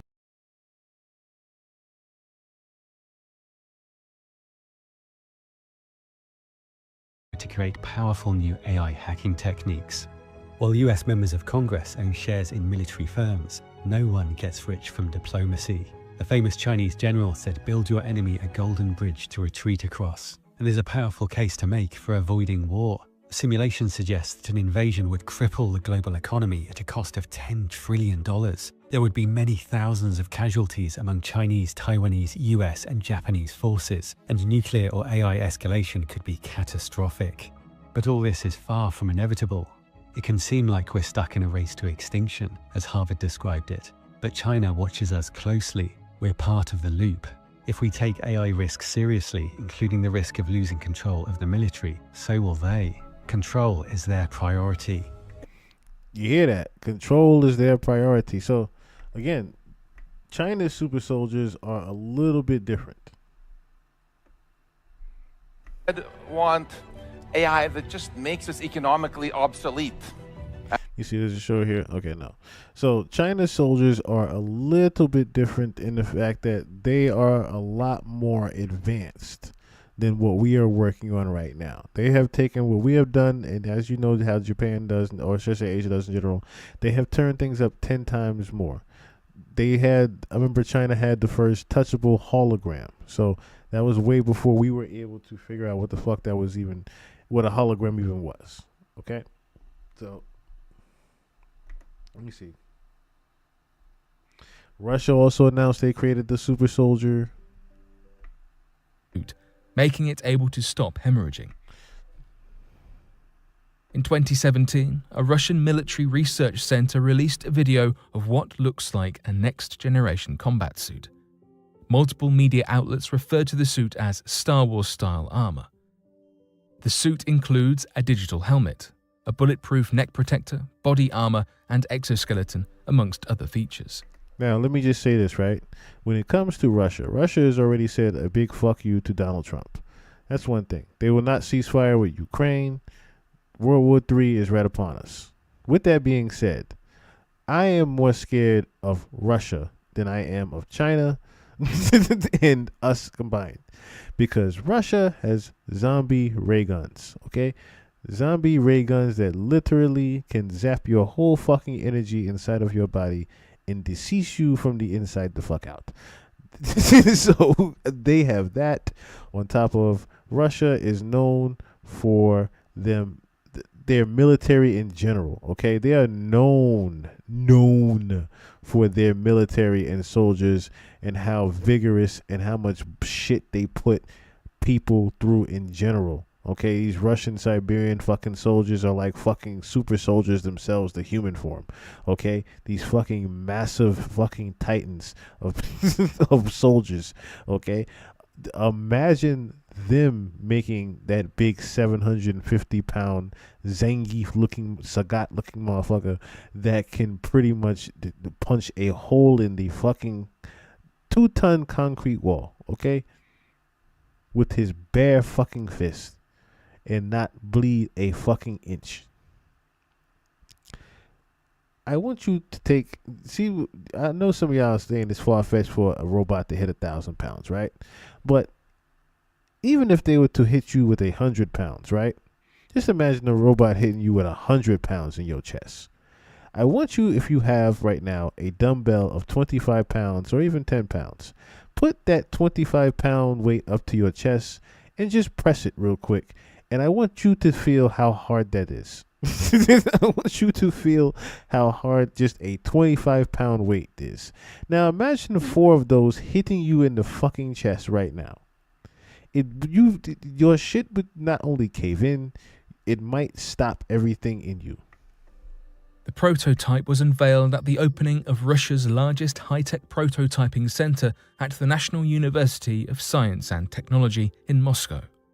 It was developed at the Central Research Institute for Precision Machine Building, a major Russian weapons designer and primary military supplier.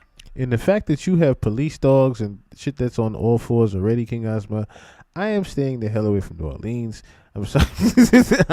I'm staying away because I was already scared away from New York City when I saw the military walking around and them telling me saying we are doing a PSYOP drill. I said, a PSYOP drill for what? And he couldn't finish the sentence. I have not been back to the city since because I am scared to death of what could happen if I was to be there and something just tragically happened. I am still nervous of that. I keep telling people move the fuck out of New York City because it's going to be ground zero very soon for that reason. I'm Bermuda. What's going on? What's going on? What's going on? I've seen them do more just the company soldiers. Do they more? Yeah, those police dogs are walking around as beat walkers. They're already walking around. I do believe they're going to kill humans too. I do believe that they are capable of doing that. You're fine. You're fine. You're fine. Trust me. Trust me. Trust me. Trust me. We got a little bit to go. We have a little bit more to go. According to Russia Today, the armor combines ballistic protection with sensors, a powered exoskeleton, and a heads-up display in the motorcycle-style helmet. The exoskeleton is designed to assist wearers in carrying heavy loads. It can also help with long marches and running. The suit is named Ratnik 3, which means Warrior 3. The suit is comprised of 5 subsystems: life support, command and communication, engaging, protecting, and energy saving. According to reports, the Ratnik 3 is fully operational in anywhere from -22 degrees to 122 degrees Fahrenheit, with the user able to control interior temperature of the suit. The model that was displayed was a concept, but the designers aim to make it a reality within the next couple of years. Originally stated that it would be ready for manufacture by 2020, this has now been pushed back to 2022. The suit has had multiple publicized updates since its first introduction in 2017. The latest is a watch that can reportedly survive a nuclear blast. It is self-winding and virtually indestructible. There are likely to be further updates released, with one researcher stating that the aim is to include medical technology in the suit, making it able to stop hemorrhaging. The video only shows a static version of the suit, and despite claims that this will be in use in the near future, there is little to prove it is actually functioning. The exoskeleton... And that's the thing, right? So, hey, I would love for it to do that. I'm getting iRobot vibes. I would love for it to make us rich. I would absolutely love for it to say, hey, let me sit down and do some accounting for you. I would fucking love that. It's been proven to be bulletproof, fireproof, and explosion-proof through tests completed by the Central Research Institute. However, there are programs such as these that are in development for militaries all around the globe. The US was developing the Tactical Light Operator suit, which was likened to Iron Man, but this has since been scaled back. Full-body, intelligent combat suits will still be in development by the military and private companies, with the aim of being the first to have a futuristic product resembling something from science fiction ready for battle. Google AIs have learned to become highly aggressive in stressful situations.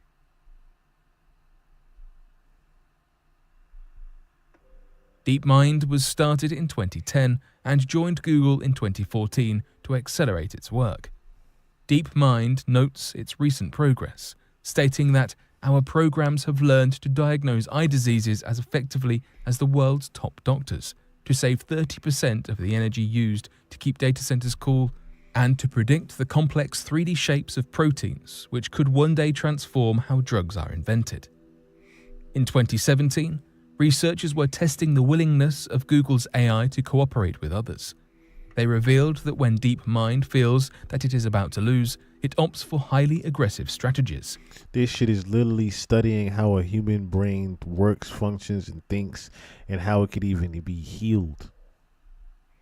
How consciousness could be healed. What the fuck am I listening to? The Google researchers used multiple self-interested learning agents in a fruit-gathering game. In a scenario where resources were plentiful, the agents cooperated. However, when the resources were scarce, aggressive tactics emerged to knock each other out of the game to steal all the apples. DeepMind agents used lasers to tag its opponent to remove them from the game, allowing the first agent to gather more apples. The smaller DeepMind networks opted for more cooperative strategies in the game, compared with the larger, complex networks where the AI was reported more willing to sabotage its opponent to win the game. DeepMind was also tested in a second game called Wolfpack. This game encouraged cooperation through a reward for all players or wolves within the capture radius. This differed from the fruit-gathering game, which removing a player with a laser did not give either player a reward, just more time for one player on the board to collect apples. In the Wolfpack game, the reward received by the capturing wolves is proportional to the number of wolves in the capture radius. In other words, giving it a goal orientation now. Like, okay, now I'm just doing shit to do shit. Now I'm doing shit to actually gain something. The paper stated that the idea is that the prey is dangerous. A lone wolf can overcome it, but it is at risk of losing the carcass to scavengers. However, when the two wolves capture the prey together, they can better protect the carcass from scavengers and hence receive a higher reward. Two different cooperative behaviors emerged in the Wolfpack game. One where the wolves found each other before finding prey. Again, this is the super soldiers of Russia. And pretty much the testing that they're doing. That's what I said, the extensive shit that they do to Russian soldiers. Little shit like this, they are teaching their AI already. Little shit like this at how to study a human mind and how its consciousness thinks on the battlefield. Imagine that shit. But it could either be great or very damaging for society. Microplastics found for the first time in Antarctic ice. Although some might believe that the glaciers of the Antarctic are relatively untouched by humans, this is becoming further and further from the truth. Not only are the glaciers and ice sheets melting and diminishing at a rapid rate, but scientists have recently discovered tiny pieces of plastic called microplastics in deep ice. The unhappy discovery made by a United States-led team of scientists was described as a punch in the gut, as it details how truly deep and pervasive the pollution of the Earth has become, when even the most remote waters on the planet are impacted. As with pollution and contaminants anywhere, the ecosystems and underwater life will undoubtedly be negatively impacted by the presence of microplastics, and this impact might even be felt by those of us incredibly distant from the freezing tundra of the Antarctic. The discovery of the contamination was made by a team of researchers who described the feeling of finding evidence of human damage in such a remote location by saying, "We had spent weeks looking out at what looked so much like pristine white sea ice floating out on the ocean." Thank you so much for the happy birthdays donations. I greatly appreciate that. I don't like to say names. I'll say JP and I'll say EA. I'll say EA. Thank you guys so much. I greatly appreciate it. When we looked at it up close, and we see that it's all very visibly contaminated when you look at it with the right tools, it felt a little bit like a punch in the gut. The research team took 18 samples from various depths up to 2 meters at several locations, and in some instances, the plastic contamination wasn't microscopic at all. It was visible throughout the samples. The samples appeared to be at least a year old, and it was theorized that it was blown from far-off oceans, where plastic pollution is much more widespread and carried through the atmosphere until it was dumped onto the Antarctic during snowfalls. If this hypothesis is correct, the spread of microplastics is not limited to just the locations where polluted ocean waters can reach, but it can in fact turn up anywhere on the Earth. The fact that such small pieces of plastic can be transported through the air without notice raises the question of whether or not we are inhaling microplastics as well.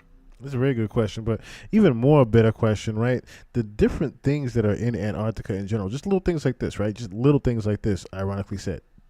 There is so much we do not know about that is buried underneath this ice. And we're talking about just not only alien technology, but just in general, you know, the land before time, I think, is Antarctica. You know what I mean? As far as like when they say like dinosaurs and shit like that, or just the original part of the Earth, I believe the first civilization was actually in fucking Antarctica. And then that shit just got froze over. I generally believe that the first civilization was actually in fucking Antarctica and everything started over there and then came over here. That's what I think of. Especially when I think about how fucking big Antarctica is in general. Antarctica is fucking big. It is probably the biggest, if you want to say continent, the biggest fucking continent there is Antarctica. So I can only imagine the shit that is there. That's what I'm saying. I can only imagine what is there in the biggest fucking continent in the world that is covered in ice. If you know somebody that lives in fucking Antarctica, I would love to interview them. just to see what the fuck they have seen in Antarctica. Not Alaska, Antarctica. So, last thing I want to go over is the dark side of DARPA. And we're going to look at my boy from the Y-Files. He helped us out with, like I said, the dark side of the moon. We looked at the Iron Sky movie that pretty much was telling us about the Antichrist coming, and also told us about the beginning civilization and how humans were even created with Enki and Lil and the original Anunnakis. Okay, so again, my guy from the Y-Files, this one was deep. This episode of the Y-Files is brought to you by Factor.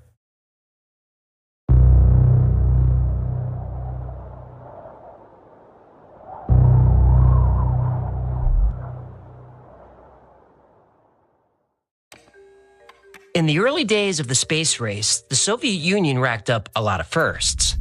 Sputnik, the first satellite. Laika the dog, the first animal in space.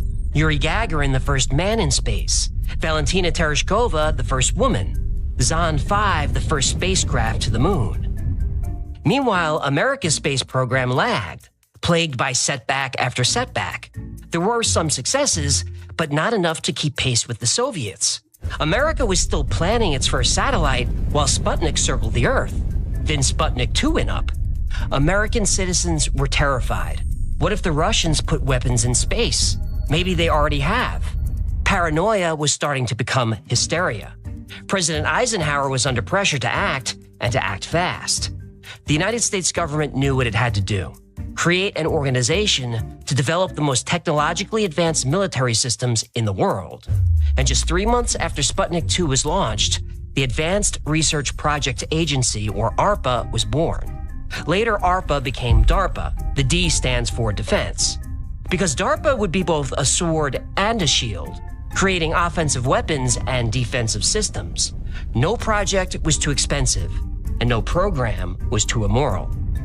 DARPA's secret research would cost many lives, but sacrifices had to be made for the sake of security. But after all these years, it's time to ask, who are they really protecting?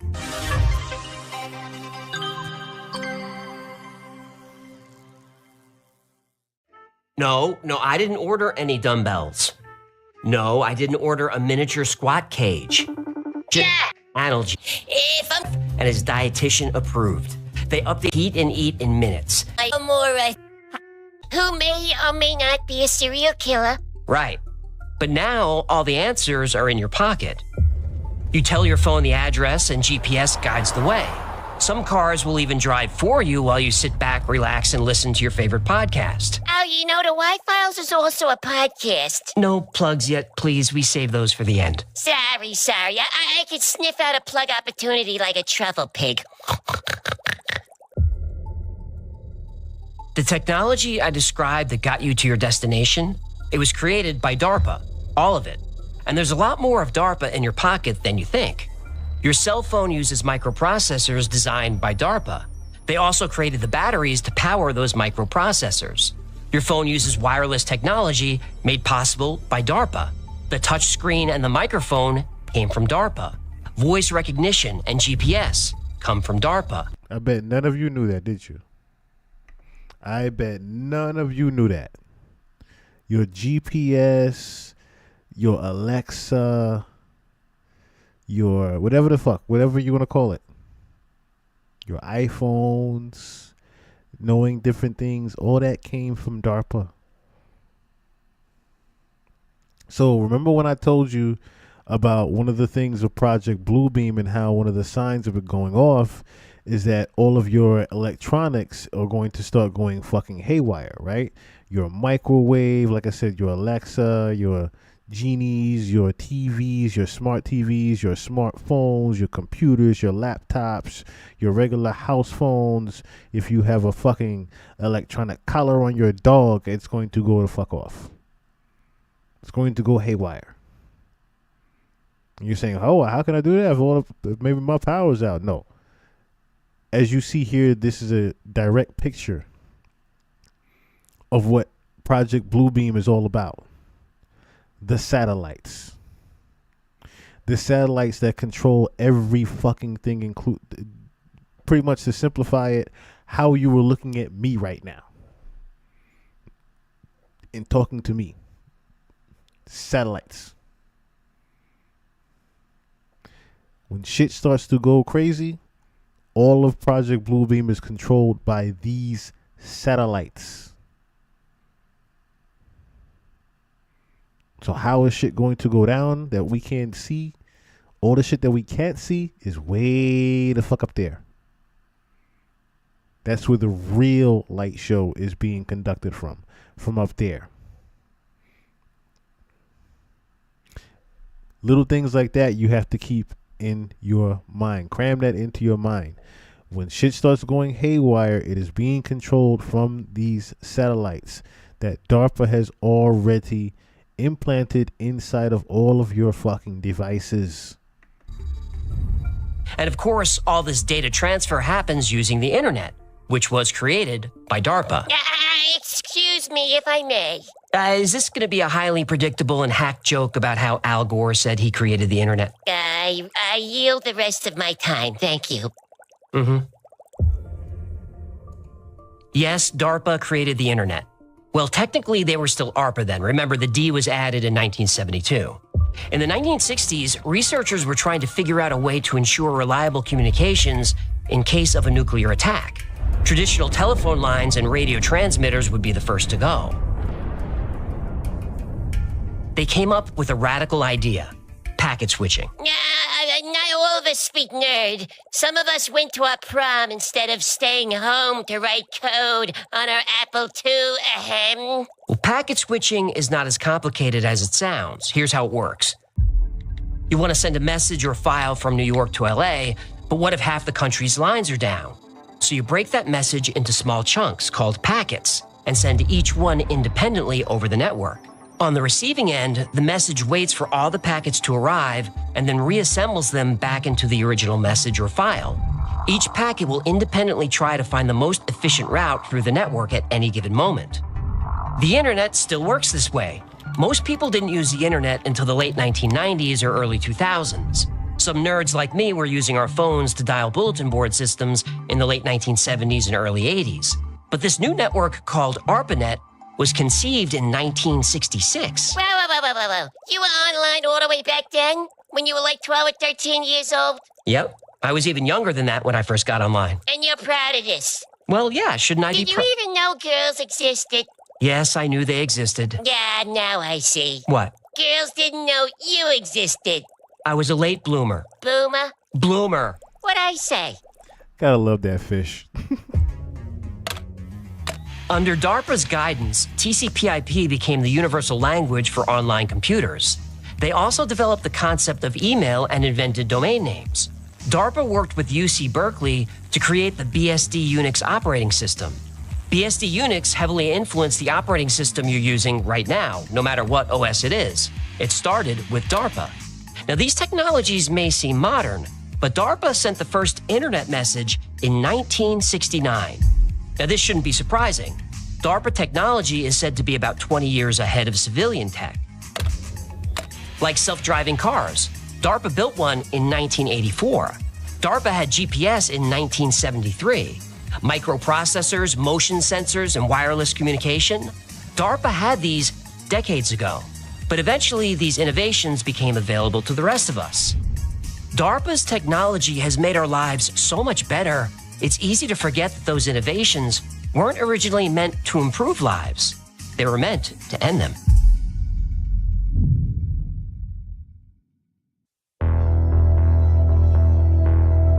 Thank you so much, Abramuna. Thank you so much. I greatly appreciate that as well. And may God bless you and give you desire your heart. Truly kind, truly one of a kind, and we love you over here. Yes, I love you all too. I love you all too. This is I had an epiphany earlier in awakening. I would like to thank the people that helped me with that awakening, and once again of the purpose of what I do is what I'm doing here right now, and I need to get back to that. I need to get back to that purpose. So thank you so much for those kind words of wisdom. I greatly and humbly appreciate it as well. Yes, the consolidation went to Algorithm. That's a good one. That is a good one. It's the middle of the night, and you're lying prone on top of a dusty building in some far corner of the world. You hug your 50 caliber Barrett sniper rifle. It's pitch dark, but your light-gathering, high-magnification scope gives you full visibility of the alley 1,200 yards away. A door opens. It's your target. Right on schedule. You hold your breath and put your finger on the trigger. Suddenly, a van appears. Your target leaps in and speeds off. Years ago, he'd escaped. Mission failed. Not now. You fire, confident in DARPA's latest innovation, a self-guided bullet. With optical sensors and real-time guidance, it maneuvers mid-flight locked onto its target. Skilled snipers engage targets up to 1,300 yards away or more. The farthest confirmed kill, 2.2 miles by Canadian Special Forces in 2017.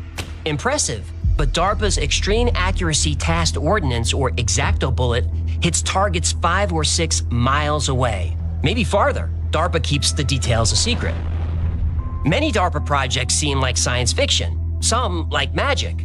Scepter lets you see through walls. The Mojave Project bends light, making objects invisible. DARPA's Engineering Living Materials program uses living fungus as a construction material. Structures will no longer be built, they'll be grown. Instead of shipping finished materials, we can ship precursors and rapidly grow them on site using local resources. And since the materials will be alive, they'll be able to respond to changes in their environment and heal themselves in response to damage. DARPA likes fungus, but it loves bugs. Project Insect Allies modifies flying insects to attack crops.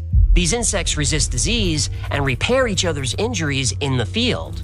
Then there's the Hybrid Insect Microelectrical Mechanical Systems, or HIMEMS. This project, along with Project Dragonfly, creates miniature flying cyborgs. Beetles, moths, and dragonflies become undetectable spies with cybernetic implants and solar-powered guidance systems. Remember I told you guys earlier about the little fruit flies that they have that are cyborgs that can just surveil you right now? Yeah. They can be controlled remotely or operate autonomously using AI. They've created remote-controlled rats. DARPA trains bees to find landmines. They're developing claytronics, programmable shape-shifting matter. They're developing nuclear-powered spacecraft, autonomous vehicles, and weapons of all kinds. DARPA's technology is meant to keep people off the battlefield. Why risk a battalion of human soldiers when you can deploy a fleet of drones? But sometimes you need boots on the ground, and that means people with guns. But DARPA has a better idea. Don't give a soldier a weapon, turn him into one.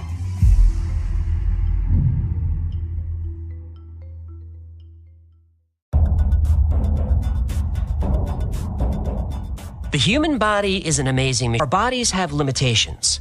DARPA is developing technology to overcome these limitations. The goal is to increase strength, endurance, alertness, and the overall health of soldiers. DARPA's Warrior Web project is one of several exoskeleton programs in the works. It's an exosuit, lightweight and flexible, similar to a scuba suit. But this is a smart suit. Using machine learning and onboard sensors, the suit knows when and where to firm up to augment muscles. It performs its function, then becomes flexible again. DARPA has also developed hard exoskeletons, just like you've seen in movies like Aliens and Edge of Tomorrow. These exoskeletons not only increase strength and endurance, but they're modular.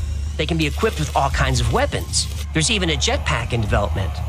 The Talos suit turns a soldier into a real-life Iron Man. It's bulletproof and weaponized. It increases strength, speed, and endurance. It monitors the user's vital signs and has sensors that analyze the entire environment around them. So pretty much what you're telling me is that I'm going to see War Machine flying down my street saying, "Get the fuck inside, or I'm going to blast your fucking door in." That's literally what I'm being told right now. That War Machine is going to be just flying with his hydro jetpack down the street, riding up and down, telling people, "Don't jaywalk. Hey, there's a red light. I'm going to blow your fucking car up if you run this red light. That's literally what I'm hearing right now. This is crazy. The Tactical Augmented Reality, or TAR project, is a headset that overlays information over your normal vision. This gives soldiers real-time information like displaying maps, enemy locations, and other vital data right in their line of sight.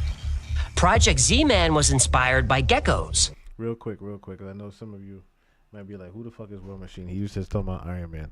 Some of you might not know the comics, okay? Some of you might not know the comics, but they had War Machine in Marvel Avengers movies. They just didn't say anything, okay? They just didn't say anything. Okay, but Don Cheadle is War Machine, okay? The black suited Iron Man, which, you know what I'm thinking about now? That's who the fuck I would like to see in Marvel Rivals, damn it. I'm about to put a post about that. But yeah, this is what I was talking about. So real quick, this is War Machine. For those that never seen what War Machine is, this is the other Iron Man. War Machine had more shit than Iron Man. Let me also say that he was the heavier version of the Iron Man and had way more shit. Berettas and missiles and all type of shit. Big nukes was on War Machine, okay? That's why they called him War Machine, because he had a whole bunch. He had a lot more shit than Iron Man could hit you with. Don Cheadle played a good. I wish they didn't kill off the cat. In any fucking way. Back to the gecko. DARPA is creating a material that would let soldiers climb walls without ropes or ladders. Now, everyone knows the Air Force gives their pilots amphetamines. I feel the need for speed. The need for speed. Yep, they literally take illegal narcotics to stay alert. But the Continuous Assisted Performance, or CAP program, is focused on keeping soldiers awake, alert, and effective for up to 7 days straight without side effects. DARPA's Brain Initiative program connects soldiers' brains to computers. They can control drones and other systems with thought. So I don't know if I told you, I sort of got 2016. I've been getting sick every time a flight comes in my atmosphere, even to black out. In the Bible, that's called Beelzebub. That's crazy. That is crazy right there. And that could be the chemtrails. So they were just talking about the little nanochemicals that they found in Antarctica. Think about how they could actually, manifest that into something like COVID-19. Making a new disease, pretty much. Someone said that Blue Muse had said it. They use that to create cancer. Okay, so imagine them actually developing different diseases, like Bill Gates funding different shit like that with COVID-19, right? Plug. They can enhance and make these different diseases and develop that to kill us, decrease the population that way as well. That's why I started pleading blood of Jesus, Nazareth against, I promise you, not whatever pestilence they carry, intensified times thousands, but I always win at the end. Yes, you do. Yes, you do. When Punisher got the War Machine suit, bruh. That's what I'm saying. Like, when Punisher got the War Machine suit, that's what I'm saying. Like, that's what I'm talking about with War Machine. That's literally what DARPA is pretty much doing. Is making big-ass war machines that could fly and have all that shit on them. It's just crazy right here. They can truly multitask, where one part of the brain is operating a drone, while the other part of the brain is analyzing the area looking for targets. In the early 2000s, DARPA started exploring ways of giving humans superhuman abilities without equipment. This is DARPA's Biorevolution program. They studied how animals attack, defend themselves, and regenerate from injuries. DARPA felt that if they could find those answers, these abilities could be transferred to humans. They could give soldiers improved senses, perfect eyesight, and limb regeneration without external devices. Now, to do that, you'd have to alter human DNA. So DARPA is exploring CRISPR gene editing technology. CRISPR can snip out unwanted genes and insert new ones. CRISPR could accelerate healing. Injuries that might have sidelined soldiers for weeks or months could heal in days. CRISPR technology has already sparked a revolution in medicine. with the potential to cure genetic disorders and even combat aging. Link below on how CRISPR and AI are about to end the whole world. Yeah, that episode is scary, but it's interesting and it's real. Now, some of these projects have failed and some haven't, and some are still in development. I have no doubt that DARPA will turn soldiers into superhuman weapons eventually, but they haven't yet. So how do you put boots on the ground and keep humans off the battlefield? DARPA's answer? Killer robots.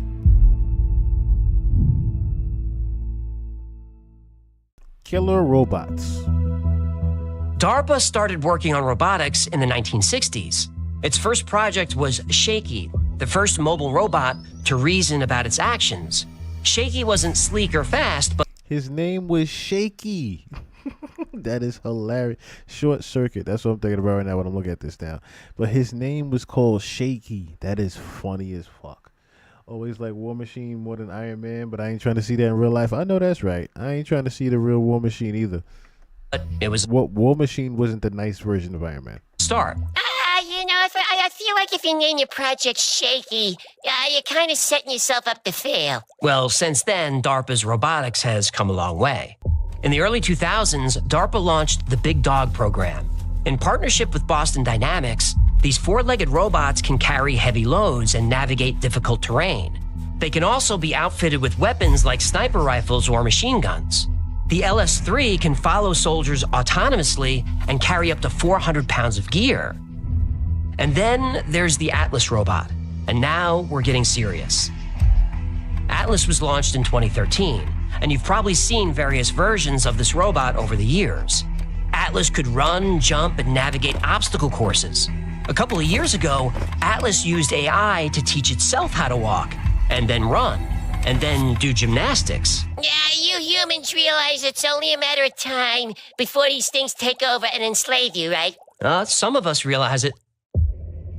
Investigative journalist Annie Jacobson has covered DARPA for years. She says there's no doubt that the Pentagon is investing heavily in robotics.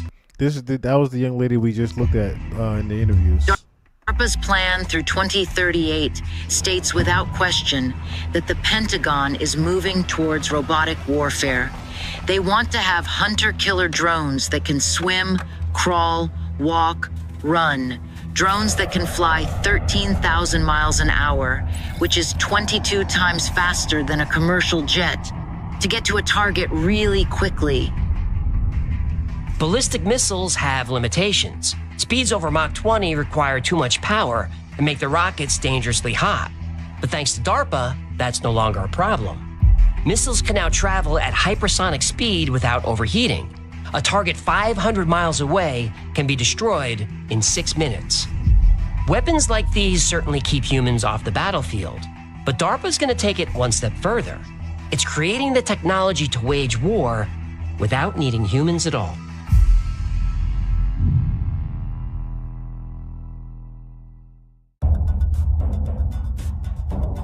Remember how DARPA is always about 20 years ahead of civilian technology, maybe more? Well, as early as the 1960s, DARPA started developing computers that can learn independently. In the 1980s, DARPA launched the Strategic Computing Initiative, or SCI. The goal of SCI was to create military strategies by running simulations and learning from them. You're describing war games.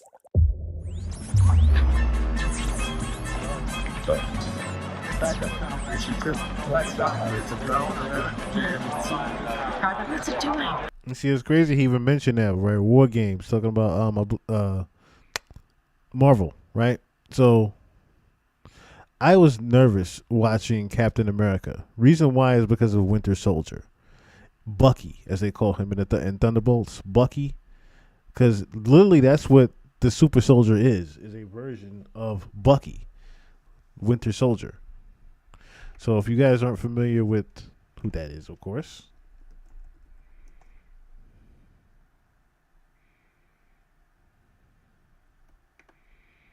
From the actual Captain America movie, Winter Soldier. Right?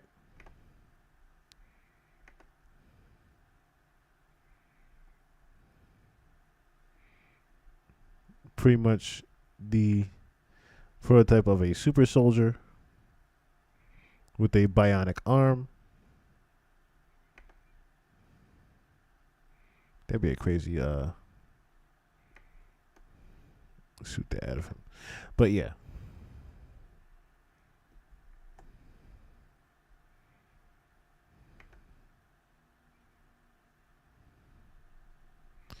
Equipped with everything, pretty much, as you could say.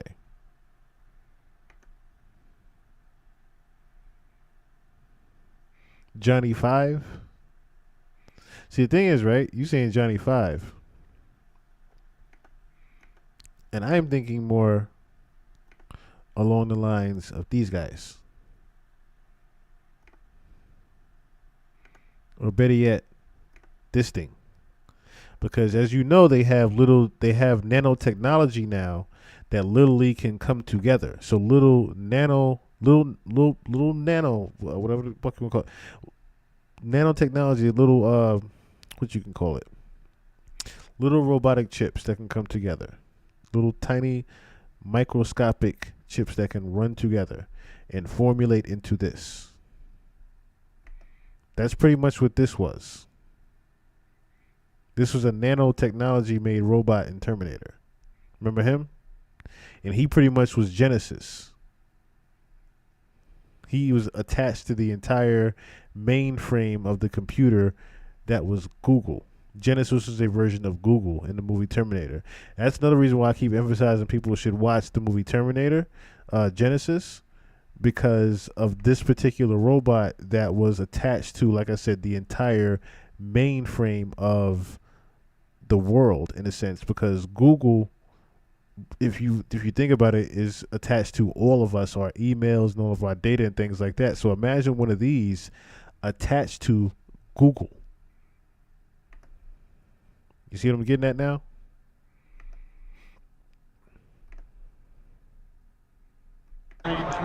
Learning. War Games was a... Oh, hold on. Virginia Guffrey said that Michael Byer was on the island before the movie The Island came out. Yes, definitely. originally going to be a science fiction story about a dying scientist who's saved by a kid genius. But then the writers met Peter Schwartz from the Stanford Research Institute, or SRI. Yeah, SRI, I know those guys. You do. SRI has been the launch pad for many secret government programs. I've talked about them a lot on this channel, and they've long been connected to the CIA, NSA, and DARPA. Well, Schwartz was fascinated by a new computer subculture called hackers. He suggested that they make a movie about a kid hacking a military supercomputer. Oh, yeah. What was it? It was called the Big Mac. No, Whopper. War Operation Plan Response. Oh, right. I'd still rather have a Big Mac. Me too. Well, the Whopper spends all its time thinking about World War III. 24 hours a day, 365 days a year, it plays an endless series of war And some of you fat chunguses thought about Burger King just now. I'm not gonna lie, I thought about it too. games, using all available information on the state of the world. At the very same time that this movie came out, DARPA was working on its own military supercomputer. Here's how they described it. The machine envisioned by The Mind's Eye, what's going on? SC would run 10 billion instructions per second to see, hear, speak, and think like a human. The degree of integration required would rival that achieved by the human brain, the most complex instrument known to man. If you haven't caught on by now, we're talking about artificial intelligence.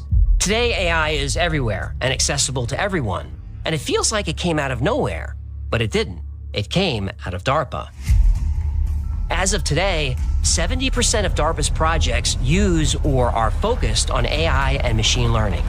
DARPA started working on AI in the 1960s. They built their first AI system, a speech recognition computer, in the 1970s. In 1983, the Strategic Computing Initiative Project received billions for AI research. Then in the 1990s, DARPA launched another supercomputing project. It was, and still is, highly secret. It's affecting you right now. And once I tell you what it is, you're not gonna like it.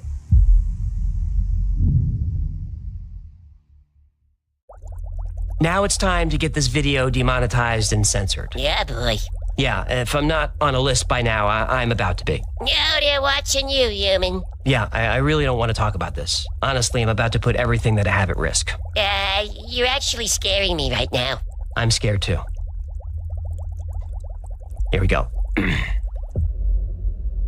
Crazy thing is when he has to say that he's scared. Understand this, right? Us streamers, sometimes we do put ourselves in the line with this information because this is literally shit that is being streamed online. So a bullet could come through the window and hit me in the head right now. That's the thing. And I don't want that to happen. I really don't. But yeah, it's little things like that he's even talking about right now. Like the government could be watching him while he's even making the video and shooting it right now.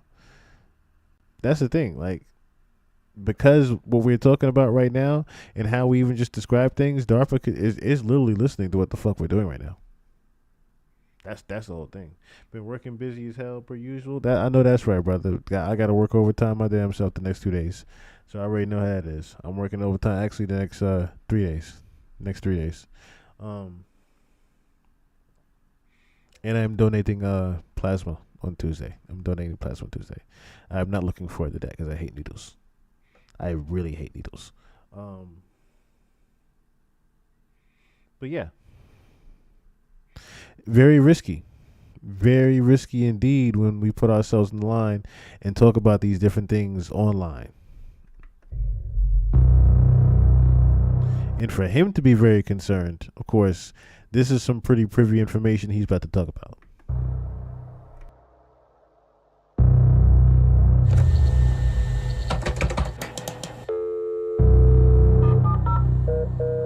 Welcome.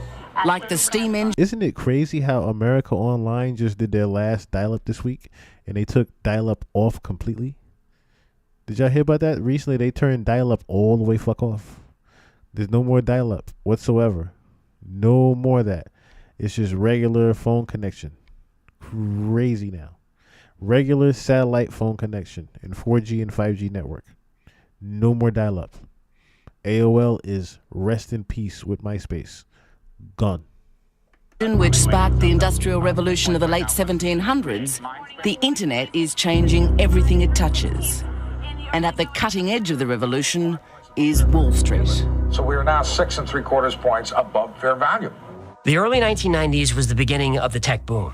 Internet startups were getting millions in investments. Down 2. Venus is looking 39 and about 35,000 if you want to buy 10 grand. And they had access to vast resources and vast amounts of data, personal data. The intelligence community wanted to gather this data to create a digital fingerprint of everyone using the internet. If they could identify bad actors, criminals, terrorists, whatever, they would compare that fingerprint against others. They called this the birds of a feather approach. If Joe's a bad guy and Bob's a bad guy, and they both go to certain websites, then other people visiting those same websites were potential bad guys, so let's track them. So, surveillance? Yes. Of Americans? Yes. Legal? No.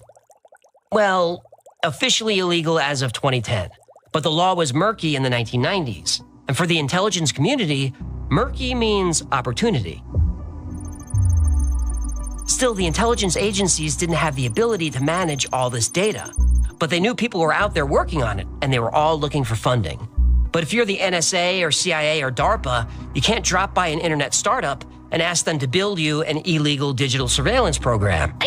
Kind of crazy because if you think about it now, all those hotlines and you dialing in to request something or something like that, or you were talking on the phone to doing the hotline request on the radio or something like that. All that was data and information that they was already surveilling on you on. It's kind of a bad look. It is, but it also gives away the game. Surveillance is only valuable if the target doesn't know they're being watched. So this technology would need to be funded privately and quietly. So in 1994, the Highlands Forum was founded. Ever hear of the Highlands Forum? You probably haven't, and they like it that way. The Highlands Forum, or Highlands Group, was formed as a think tank, a bridge between technology companies and the Pentagon. The Highlands Forum is an invitation-only group of government officials, academics, and executives from tech and defense companies. Their discussions are private and off the record, operating under the Chatham House rule. meaning members can disclose information from the meetings as long as it doesn't harm anybody, but they can never reveal who said it. Not ever. Although hardly anyone knows about the Highlands Forum, the group is highly influential on U.S. defense policy, especially regarding technology. And they're a private organization. No auditing, no oversight, no Freedom of Information Act requirements. They're a black box, the perfect conduit for transactions you want to keep off the books. So, tech is booming, data is flowing, and we've got our think tank to connect us with the people capturing the data. Now we need the money to fund them. That same year, the Massive Digital Data Systems, or MDDS program, was launched. MDDS would fund scientists, researchers, and companies who worked with big data sets. I didn't even think about that. Yeah, absolutely right. Pokemon Go was a Google Earth gathering. I didn't even realize that. That's very true. That is very true right there. But everybody, remember the world was so fascinated with Pokemon Go? And everybody was just in their phones looking at augmented reality pets trying to catch them in Pokeballs. Listen, my friend KP, God bless you. But she knows this. I thoroughly was upset because it was funny. It was a funny upset, not mad. But we are watching Ghostbusters. This is when Ghostbusters 2014, I think, was, or whatever it was. The all-female one came out, right? We're watching Ghostbusters, the 3D one in the movie, right? She's got her 3D glasses on and looking for a Pokemon in the theater. I'm like, what are you doing? What are you doing? Literally, I forgot what it was. The purple ghost Pokemon. I forgot what his name. The psychic one. I forgot his name because it evolves into something else. The purple ghost one, but it appeared apparently in the theater, and she's. I'm like, what the fuck are you doing? You're going to get us kicked out. They're going to think we're pirating the fucking movie. What do you mean you're looking for a Pokemon? The movie is on. Why are you looking for this shit? But yes, it was definitely Pokemon Go was definitely a gathering of our data and information and us looking for different things. I should say them looking for different things about us. It is so cool. Yes, people are still playing Pokemon Go. That's I'm like, that's one of those games that scare me because I'm like, people have literally walking around the street trying to find things that are not there. So I can imagine how Project Bluebeam is going to affect a lot of society when they are seeing an augmented reality face in the sky for the first time. The Highlands Forum would help identify, facilitate, and coordinate these transactions. To keep these transactions private and secret, the MDDS moved money through unclassified mainstream agencies like the National Science Foundation. Computer scientists were getting millions in grants from the NSF, totally normal. They didn't know who was really behind the money. And MDDS was highly compartmentalized. It had tons of projects and departments. Nobody knew what anyone else was doing or who was even in charge. And this was by design. But the overall program was managed by the CIA, NSA, and DAARPA. So we've got black budget money flowing through the NSF. And we've got our private organization, the Highlands Forum, looking for opportunities. So the word goes out to researchers in academia. If you can handle big data, we'll give you big money. Then a promising project emerged. 2 Stanford graduate students working on a search engine made a breakthrough.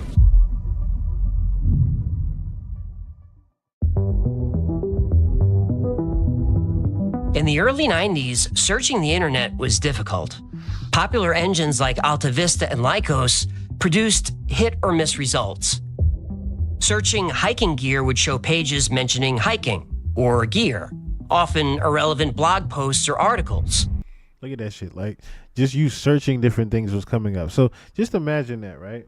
Yes, and we did it all for free. But think about this we do for free, right? Think about this little thing we do for free every single day and you don't realize it. How many times have you, say for example, type 1 in the chat if you put your email in for something today. Type 1 in the chat if you put your email in for something today. How many times a day or even a week have you put your email in for something, whether that be logging in, whether that be signing up for something for free, signing up for something for 7 days, 14-day trials. You made a fake email just to even try something out. Like, I'm just saying, like that. Thank you. So we use our email every day, right? Even different ones of it, right? That's little forms of identification to track down your every bit of existence, those emails. Those emails are little IP addresses. So imagine how much data they collect off of just your one fucking email that you've had since you started being online. Users had to scroll through pages of useless results. It took forever, and I remember it well. 2 Stanford students developed a system that changed everything. Their automated web crawling system identified a web page's context, not just the text. Then, pages were ranked based on relevance to specific queries. Pages actually discussing hiking gear would rank higher for that query. High traffic pages and pages with lots of incoming links ranked even higher. These were signals to the algorithm that a page was a good match for that query. Using this search engine felt like magic. Usually the first or second result was exactly what you were looking for. Somehow it knew. The system used an optimization technique called association rule mining, or query flocks. This assumes birds of a feather stick together, meaning people searching specific keywords tended to click the same result. Query flocks worked with people too. The search engine learned that people with similar online habits search for similar things. If you searched hiking gear, the system assumed you liked outdoor activities and were probably within a certain age group. And the more you used the search engine, the more it learned about you. So your searches always gave you relevant results. Using information you willingly provided, these students had developed a method to create your digital fingerprint. Jackpot.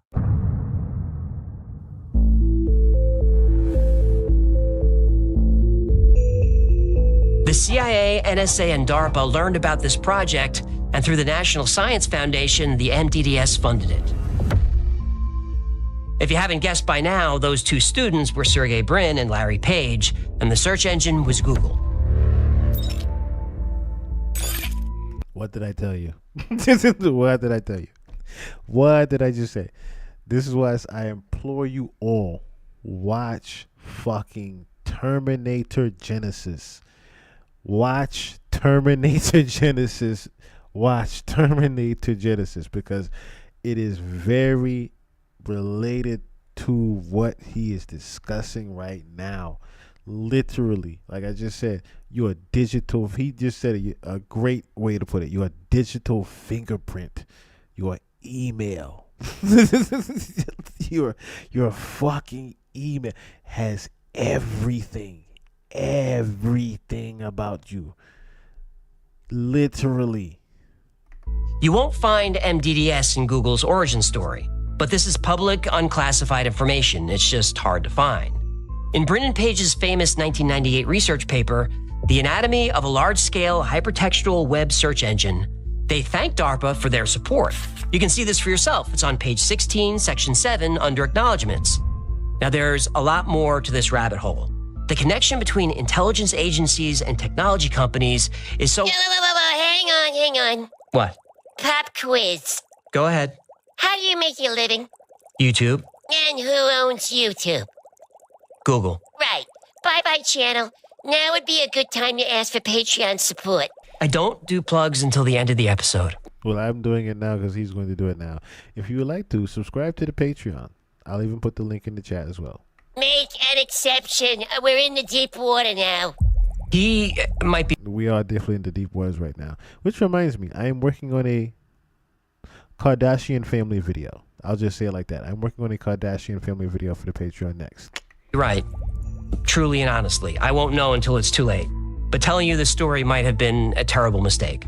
So yes, please go to patreon.com/thewhyfiles. I don't know if we will, but we might need your help.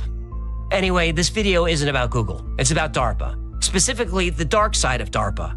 And it's about to get a whole lot darker.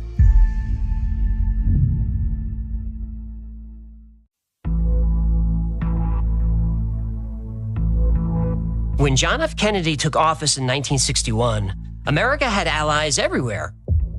Cuba, Ethiopia, Nicaragua, Laos, Vietnam, Cambodia, Iran, Lebanon, and many others. But the Soviet Union was fueling insurrections against US-friendly governments. Kennedy promised to stop the spread of communism, but the Soviets were pouring billions into military technology.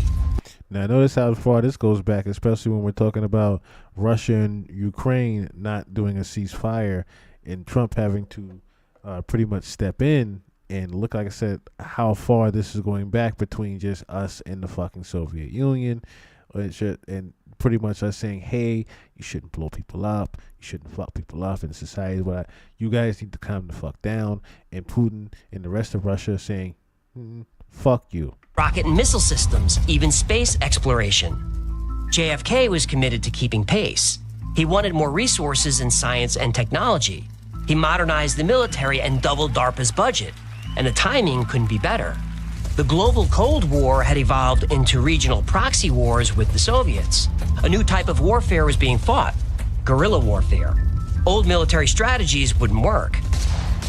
The situation in Vietnam was especially bad. The Viet Cong were hidden under the thick jungle canopy. You can't kill an enemy that you can't see.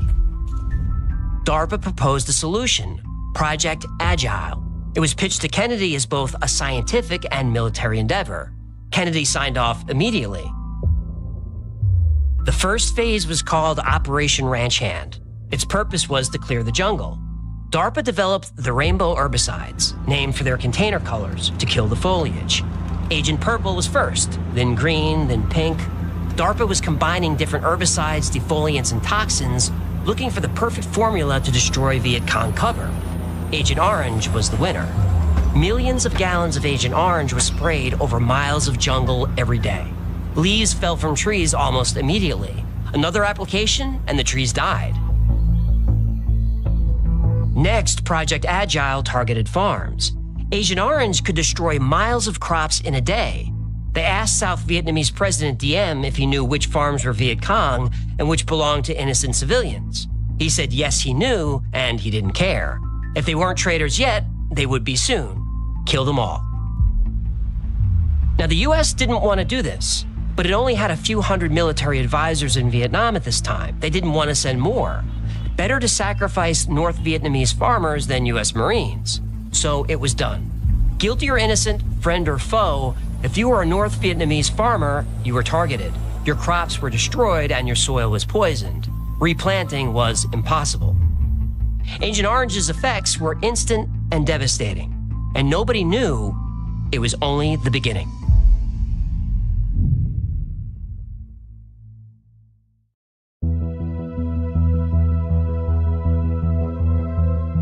As the Vietnam War escalated, so did the use of Agent Orange under DARPA's Project Agile. Project Agile used other tactics. DARPA contractors included social scientists and experts in human psychology. Propaganda spread through leaflets, loudspeakers, and media control. Subliminal technology kept people in heightened emotional states, from minor discomfort to absolute terror. Subliminal warfare mind control link down the alley, Sally. Psychological warfare teams targeted villages, turning neighbor against neighbor. Civilians were forced into strategic hamlets for their safety. 4 million people were relocated against their will. Meanwhile, soldiers complained of headaches, nausea, stinging eyes, and rashes. Agent Orange did more than clear jungle and kill crops. It tortured people for life. Thousands exposed to Agent Orange developed cancer. Children were born with defects. Agent Orange caused reproductive problems like infertility and miscarriages. Heart disease and diabetes increased. Agent Orange was first used in 1962. In 1965, scientists discovered it contained dioxin, a highly toxic compound that causes cancer and birth defects. They kept using it. In 1967, a study proved dioxin causes birth defects, even at low concentrations. They kept using it. In 1969, a Department of Defense report acknowledged Agent Orange's severe health risks. They kept using it. Public outcry forced President Nixon to stop the use of Agent Orange in 1970. They kept using it. They stopped spraying the following year, 1971. Now, even in war, there are rules. POWs must be treated humanely. Medical staff and facilities are off limits. Humanitarian aid must be allowed. Breaking these rules is a war crime. In 1907, the Hague Convention banned the use of poison in war. The U.S. signed the treaty. Agent Orange was poison. That's what herbicides are. So was using Agent Orange a war crime? No. The United States said Agent Orange wasn't a poison, it was an herbicide.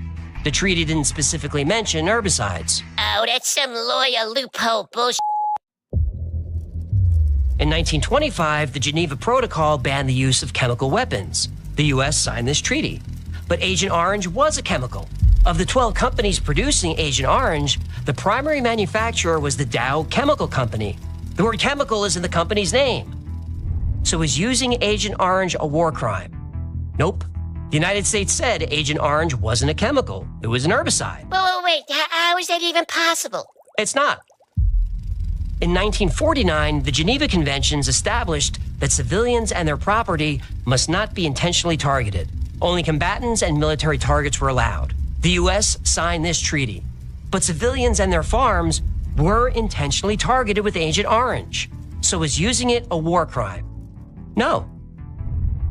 The United States said the intent was to disrupt the enemy's logistical support and visibility, not cause direct harm to people. In other words, it was an accident. So what about the destruction of plants and trees on civilian land? Those weren't military targets. Isn't this a war crime? No. The United States said it was a military necessity to defoliate the area in order to deny the enemy cover, which makes trees, anywhere, a military target. What about destroying civilian crops? Again, the U.S. only intended to destroy crops of the enemy, not civilians. It was unintentional, so no Baby war Juju, crime. what's going on? In 1977, Baby Juju, what's going on? the Geneva Conventions were amended to specifically ban the use of herbicides and reinforce civilian protection. The U.S. signed this new treaty, but still denied any liability for the damage caused by Agent Orange. However, in 1984, U.S. veterans sued the chemical companies who said, and that's the saddest thing about that, the amount of casualties that were because of a biochemical war that was pretty much designed before they even would know about it. You know what I mean? They didn't have the information that we have back in the day to say, hey, you shouldn't be doing that because they have a bigger agenda, bigger plan. No, there's nobody to tell us anybody that. So, yeah. settled for $180 million. But the settlement was to support veterans, not an admission of guilt. In 2004, Jill Montgomery, speaking for the Monsanto Company, one of the major suppliers of Agent Orange, she set the record straight. We're sympathetic with people who believe they've been injured and understand their concern to find the cause. But reliable scientific evidence indicates that Agent Orange is not the cause of serious long-term health effects. In 1991, finally, the VA started providing benefits to vets exposed to Agent Orange, but the U.S. still denies liability. My father-in-law served in Vietnam. He was exposed to Agent Orange. He's watching, so I won't list his illnesses, but he suffered almost all of them. So in 1991, he applied for his benefits. And I'll admit, the government kept its word. He did receive his benefits. In 2021, it took 30 years. Like so many vets, when his country needed him, he didn't hesitate. But when he needed his country, they said, take a number, get in line, and hope you're still alive by the time we call your name. Do I sound angry? That's because I am. I would be too. I would be too. Because, like I said before, you're thinking about all the different casualties that were, because of this war that, they had no idea that they were being programmed, or I should say going to be programmed into an MK Ultra, and their souls were going to be harvested. They had no idea that any of this was going to happen. Not a Between 1955 and 1975, 2.7 million people were deployed to Vietnam. 58,000 dead, 300,000 wounded, 3,000 missing or prisoners of war, 1,500 still missing. That's tragic, but it's much worse. The VA estimates 300,000 to 400,000 veterans may have died from illnesses caused by the exposure to Agent Orange. May have. To this day, no single person, agency, company, or government has admitted any wrongdoing or assumed any liability for the millions of lives destroyed by Agent Orange. Now, ordinary people like us have so many rules we have to follow. Don't speed. Check grandma's shoes before she gets on a plane. Pay your taxes even though we're going to steal it and waste your money. Pick up a gun. Shoot at those people. Do what you're told. If we break a law, the government will take our money, seize our property, force us into labor, or lock us in a cell. It all depends on the crime. So we follow the law. But if you're a big chemical company or a government agency, don't worry about the law. You can get away with murder. Insurance. The government has insurance on any fucking thing they do to us. That's the most fucked up part about it. The government even has insurance on us to do whatever they want. I needed a minute. The story of DARPA is hard to debunk, and that's because most of it's true. What we know about DARPA's projects come from them. Their websites and official YouTube channel openly share information. They have a podcast called Voices of DARPA. Even the experts in covering DARPA, Annie Jacobson and Sharon Weinberger, get their information from the agency they're writing about. When Jacobson gives a speech, writes a book, or appears in an interview about DARPA, she's not sharing classified information. She's not speculating, she's reporting. She never claims to know anything that we can't find out for ourselves. But still, most information is secret. What we know about DARPA is what they want us to know. There's no transparency, none. Also, DARPA is exempt from laws that other government agencies have to follow, specifically about hiring practices, managing personnel, and managing budgets. They can run the agency however they like. DARPA is only 220 people, that's it, with a budget of almost $4 billion. Now that's a lot of freedom and power, but it's much more than that. DARPA is allowed to fund projects through what's called other transactions. No congressional approval needed. No reporting required.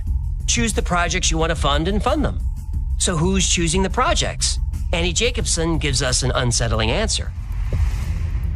The real problem is that the individuals who are responsible for deciding what weapon systems are being financed and created in these classified DARPA programs are the very CEOs of defense contractors who stand to financially benefit from these contracts. Annie Jacobson has said that DARPA is the agency driving the military-industrial complex. That agency is run by the companies that profit from the technology they create. This is exactly what President Eisenhower said would happen. If you make war profitable, you'll always have war. But to be fair, DARPA's innovations have made our lives better. Not just because of cell phones and GPS, DARPA's achievements in prosthetics have allowed paralyzed children to walk again. They've created medical techniques to diagnose illnesses earlier. They've bioengineered tissue and organs that can be used for transplants. They've developed machines that can stabilize injured people in emergency situations. Advanced medical imaging such as ultrasound, MRI, and brain imaging, all created by or alongside DARPA. Now, does the good outweigh the bad? Do DARPA's contributions offset the damage they've done? I don't know, that's not for me to judge. But this story reminds me of the courtroom scene in A Few Good Men. You can't handle the truth. Right. When the colonel says, "My existence, while grotesque and incomprehensible to you, saves lives." You don't want the truth because deep down in places you don't talk about at parties. You want me on that wall. You need me on that wall. That's the truth right there. It reminds you of that scene. As much as you want to say, hey, they're building super soldiers and other shit to kill us with, they are also making things to keep us alive. And like he just said, does the good outweigh the bad? That's very hard to determine when he just broke it down. That's how they always sell it to you, right? That's always how they sell it to you. Well, we're doing this, that, and the third for you. We're doing this, that, and the third for you, and we're actually benefiting you. We can fuck you over, just so you know, and not care about it. But we are doing a lot for you. Right. So is DARPA a necessary evil? Is evil even the right word? I don't know. When DARPA was formed in 1958, its mission was to make sure the United States was never again surprised by advanced technology. And for 66 years, DARPA has succeeded in its mission. The U.S. has never been surprised by technology. Except for the UFOs. Okay, the U.S. has never been surprised by another country's technology. Better. I can't forget all the suffering that DARPA has caused. But DARPA's done so much good, can I forgive? I don't know. I'm disgusted by some of DARPA's actions, by our government's corruption, by the fact that, because of DARPA, bad people get rich from war. But if I'm being honest, which I always am with you, I have to acknowledge that, as an American, we need DARPA on that wall.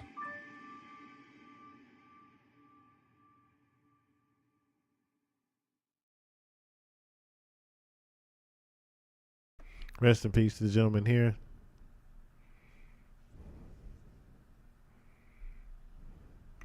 And yes, that is the thing. We do need DARPA on that wall, unfortunately. We do need DARPA on that wall. As much as you would hate to say it, as much as you would hate to say it, you and I, at the end of the day, there's still going to be what we have to answer to in the coming future, whether we like it or not. But that doesn't mean we don't remind ourselves on what is actually being done.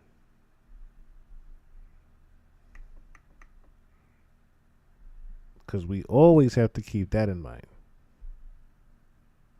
Imagine a soldier who doesn't sleep, doesn't feel fear, and can lift a car while running at full speed. Sounds like a scene out of Captain America, right? But what if I told you it's closer to science fact than fiction? Behind the heavily guarded doors of DARPA, the Pentagon's innovation powerhouse, scientists are quietly rewriting the rules of what it means to be human and a soldier. This isn't just about high-tech gadgets or experimental diets. We're talking about genetic reprogramming, brain-machine interfaces, and robot companions on the battlefield. This is DARPA's vision of a super soldier, and as we peel back the layers of secrecy, you'll see why this might just redefine war and humanity as Again, I implore you all to watch Terminator Genesis. I'm not going to put this whole video on because I just realized I thought it was talking about Trump signing off on the super soldiers. I forgot to send the video. I have to find that video there. I do have to find that video.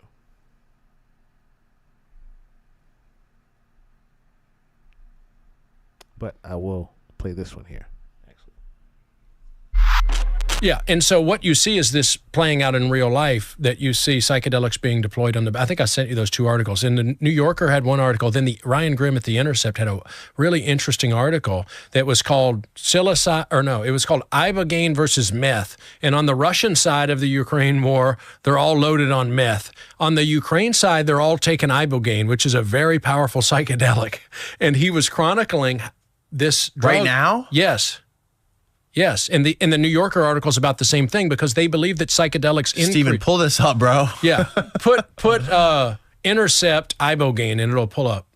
It's amazing. What? They believe that it increases. All the Russians are on meth? Read the article. Casualties are way higher on the Russian side. Well, and that's normal though because Syria they were all on the meth. Nazis were on meth. And the Nazis too, right? were all on meth. Yeah. Well, you got to keep them going, you know. Right. And so were the Pearl Harbor, the kamikazes. Go down a little bit to where the real article's at. There it is. There you go. Right down there. There it is. Oh, this is it? Okay. Oh, it's behind a paywall. Pretty much keeping people drugged the fuck up just so they don't feel anything. That's fucking inhumane. That is fucking... I remember my ex told me about that, to where her ex actually used to put meth in her water. And she didn't know it for years. Just had her drinking meth water for years, just keeping her zoned the fuck out. No, it's not. You just got to close that. Right? Enter your email. Just enter your email. Ukrainian military is experimenting with Ibogaine, a psychedelic drug banned in the U.S. Now, this is fascinating. Do you see this? To do so, it is partnering with founder of the Yippie movement, Irvin Dana Beale. Now, he got thrown in prison. Okay, scroll up. Hang on, scroll up real quick. Yeah. Okay, let me see the headline. The Ukrainian military is experimenting with psychedelic drug ibogaine to treat traumatic brain injury. Okay, Ukraine is working with the founder of the Yippie movement to provide ibogaine to soldiers on and off the battlefield. Scroll down. Okay, what were you pointing out? Well, to promote battle readiness, they said it increases spiritual resilience so that it kind of puts you in this heightened... Ibogaine's most famous American patient may well be Hunter Biden, who has battled his own drug addiction with help of ibogaine treatment at a Mexican clinic. Now, see, this is what I was talking about with the ayahuasca, to where ayahuasca pretty much is a rehabilitation. It's a way of rehabilitation for heroin addicts. That's a form of this, pretty much, right? In reverse, if you think about it. So keeping them up on the dopamine or whatever, right? Pretty much, as he said it, he tried to go around it as much as he could, but make you spiritually immune. So pretty much you don't feel anything, you don't fear anything. When you're spiritually immune, you don't fear a fucking thing. That's really what he was trying to say right there, in but so many words. At low doses, Beale, whatever, how you spell that. You got to get it. You should get it. It's Dana Beale. You should get him on here. I have his Dana phone Beale? number. Oh, He's really? He's an old-timey Yippie guy. So they were like anti-war, hippie, like Abby Hoffman types. And he is convinced, he's a big marijuana activist who's been to prison a dozen times over this, but he's the one. Rick Doblin got him the ibogaine, and he brought it in because it's illegal. And he brought it into Ukraine and provided it to the military. And when he got back, he was bringing marijuana somewhere in Oregon and got thrown in prison. And the thing about Ukraine, right? I think it was over in Ukraine. Let me look it up real quick. I believe it's in Ukraine. I forgot if it's in there or, let me see. Allows you to do drugs in a building. I believe it's Ukraine.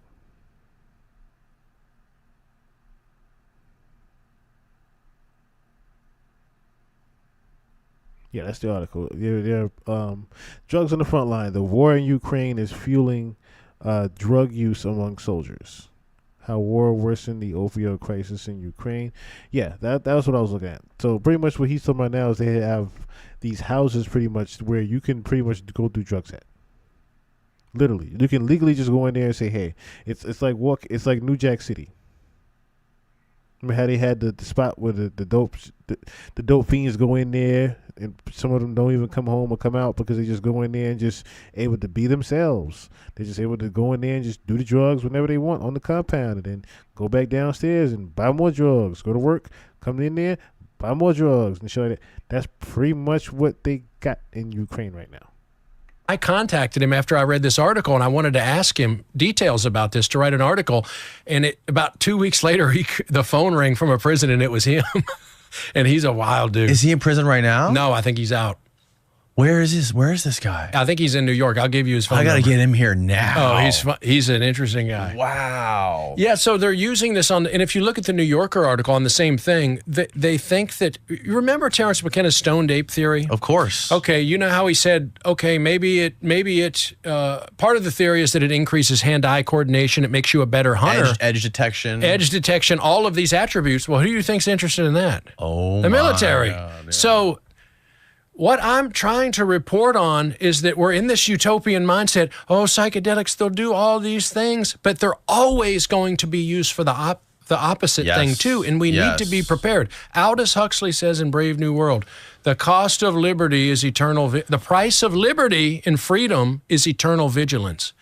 And so I've always took that to heart. You need to be vigilant. Don't get caught up in the sales promotion. Oh, we're all going to heal each other, and then there'll be a utopian cult, and all war will end. Bull. Right. This is what's really happening. Is it all bad? Is this a condemnation of the whole movement? No. There are legitimate medical aspects, but we should also be asking, what else are they going to be used for? one reason is just because it's interesting, right? Yeah. I never thought about using this on the battlefield. But there's a new article out called, it's on some religious website, and it's called Do Psychedelics Fix a Broken Brain or something. And it's about, part of it's about John Lubecki, who's an Iraq War veteran. And he's talking about using MDMA, and he said, I'm on the front lines, but he's an American GI who went over to Ukraine to try to help him because he hates the Russians and believes in this war. And he said a lot of the people, they have trouble sleeping because they have PTSD, et cetera, et cetera. And he said, man, I'm over here on the front line sleeping like a baby because I've been healed through psychedelics. Wow. Yeah. So they have this usefulness, and if you think about it overall, this is really could lead to an intensification of war, because during the Iraq War, you can look up these numbers. There was a lot of articles during the Iraq War of how much Prozac and antidepressants they were sending to the front line, because my brother was over there a long time. They kept extending your service date. Well, you'll go home in September. Well, now it's going to be March. Well, actually, it's going to be the summer. And people are naturally depressed because it was horrible, because of all the things that were happening. So now they're thinking, well, that's SSRIs. Those didn't work that good. What about if we can send them over there? You can extend the length of time to which they're there. You don't have to worry about shell shock. So it's what one member of the military, and this, you can find this too, he called it, we need to have sophisticated understanding of psychedelics on the battlefield to get a leg up on the enemy, because it results in what he called increased lethality. It makes the fighting force more lethal.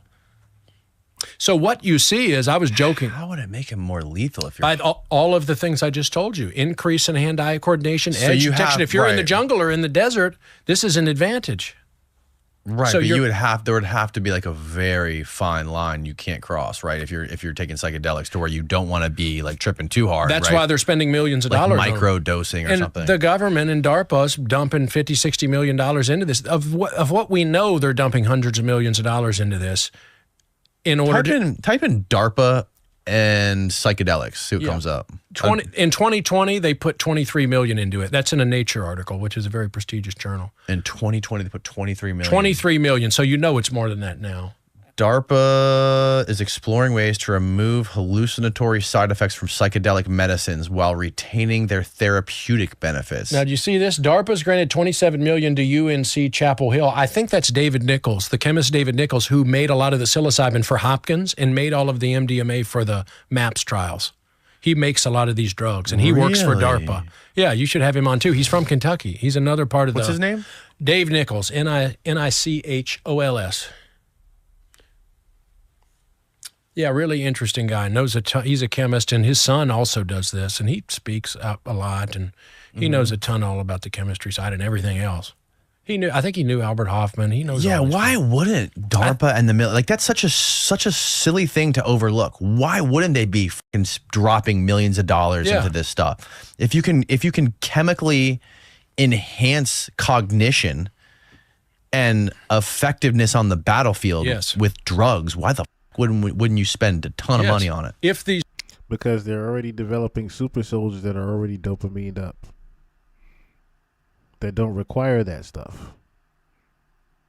See, that's the thing. Ukraine isn't privy to that type of thing.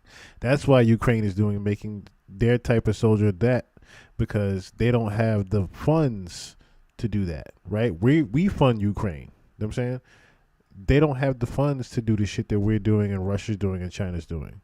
So when it's wartime, they're pretty much, that's why they're trying to do a ceasefire, because Russia could just like keep nuking them to their no more.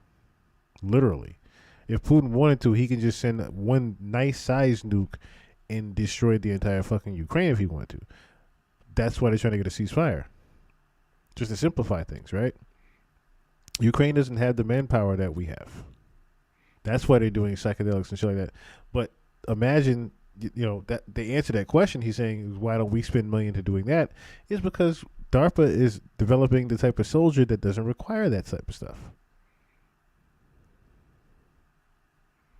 They're building a super soldier that could fly, withstand fire, run the speed of cheetahs,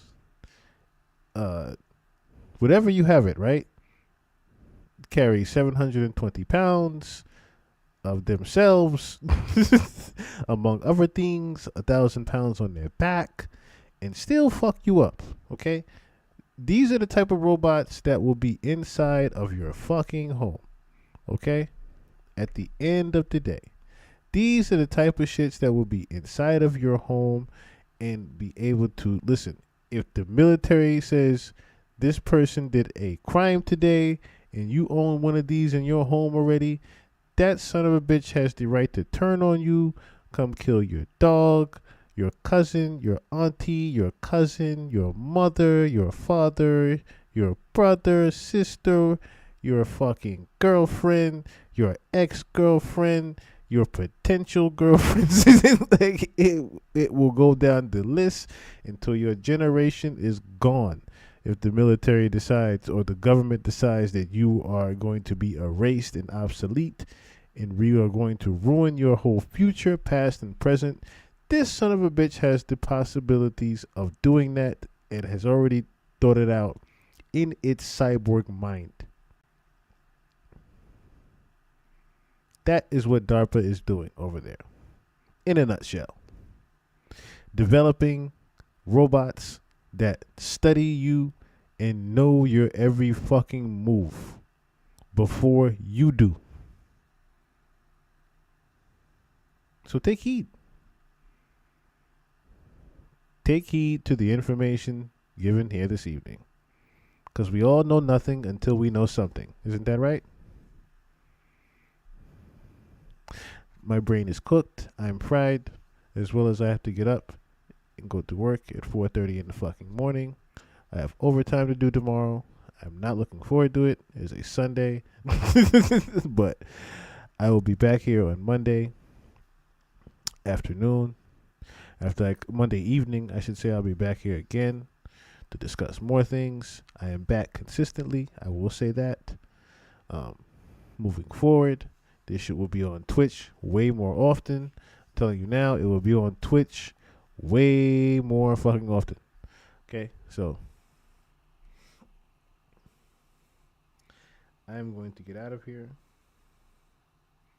I do greatly appreciate those again that donated to the Cash App for my birthday.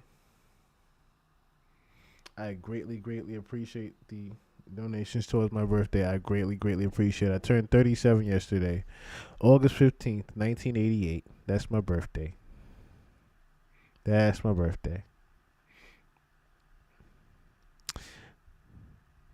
I am a unk, as the YNs call me. I'm a unk. I'm in that category, okay? I know a lot of aunties and unks in the chat that can relate. But yeah, it has been a pleasure as always. I'll be back to talk to you all Monday and check in and see how you all are doing and feeling. As I always say, keep your third eye open and your head on a swivel. And at the end of the day, fact is not fiction. Until next time. Peace.